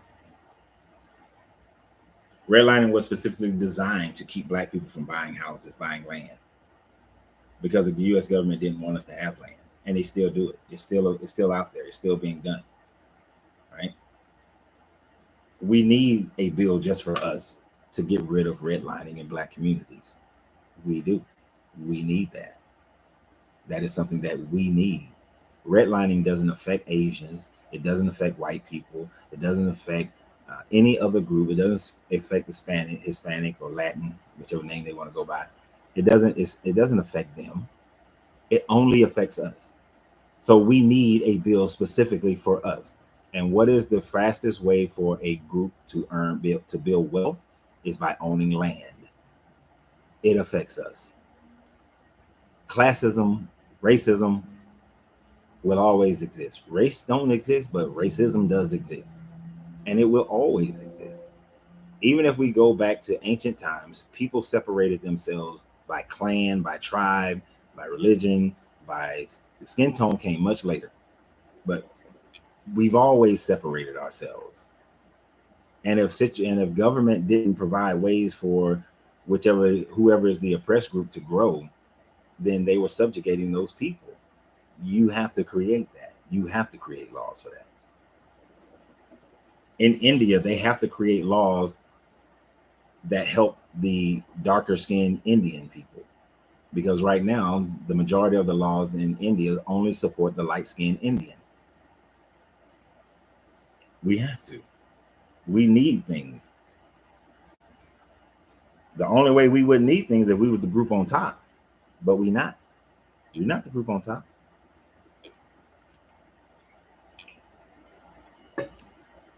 Do you think it's wrong that African nations now, some of the African nations have been making laws that are exclusively for Africans and the diaspora? That Rwanda has outlawed skin bleaching creams because President Kagame said Rwandans are going to learn to love their skin tone. They're going to learn to love being black. He made a law specifically to make sure that it's just for Rwandan people to not bleach their skin.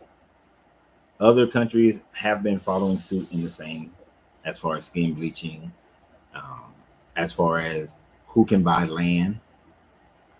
There are some countries that makes it very difficult, or makes it where if you ain't black, you're not buying the land. One of the land program they have, I think is in Zimbabwe. If you're not African or from the diaspora, if you ain't black, you ain't getting the land. You ain't working with the local chieftain to get and cultivate land. He's not going to give it to you. He's not going to sell it to you. I love that they're making those laws. if you open the doors for everybody, if those African leaders open the doors for everybody, then Africa will be recolonized, and not just economically, but land owning wise, they will be recolonized. You have to make those laws. That's why America has made their laws, to make sure that Black people don't take over, that we don't get equal footing. And I'm not even saying that we got to take over. I don't want to stay. I don't think any group should be in charge like that, to that effect. But everybody should have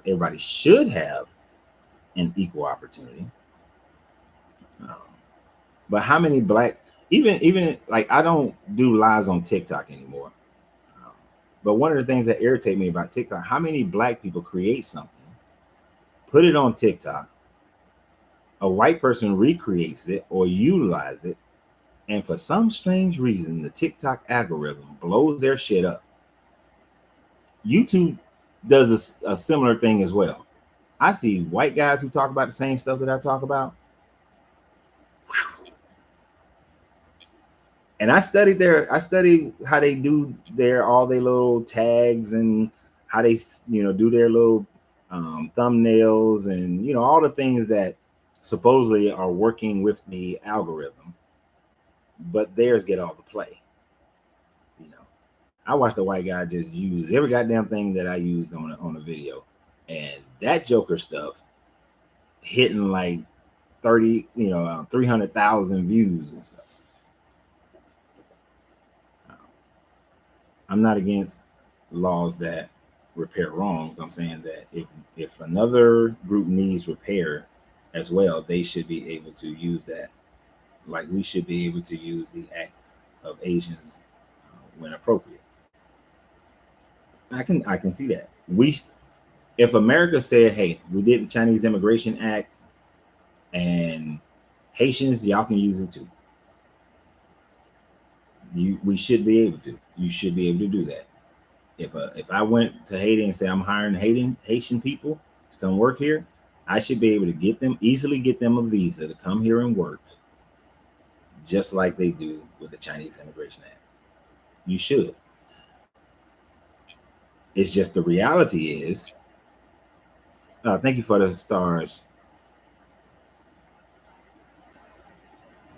Jaquinta. Yeah, it's not a Q in there.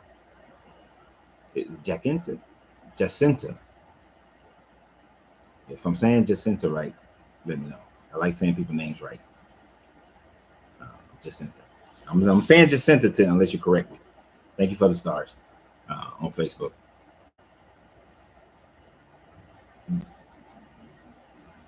But we don't live in that reality. Not in this country. We don't live in that reality. We live in a reality where they get to use whatever we have fought for, but we don't get to use what they have fought for. So therefore, since that's the way the game is played, we got to stop playing checkers and play chess. And we have to get our own laws. Like, there's a huge Nigerian and Liberian contingency here in Atlanta, and Haitian. If I would be pushing for, if I was part of that group, I'd be pushing for it. Hey, the Chinese Immigration Act, we should be able to use it. Hold on, let me unlock this front door. We're gonna get off in a minute anyway.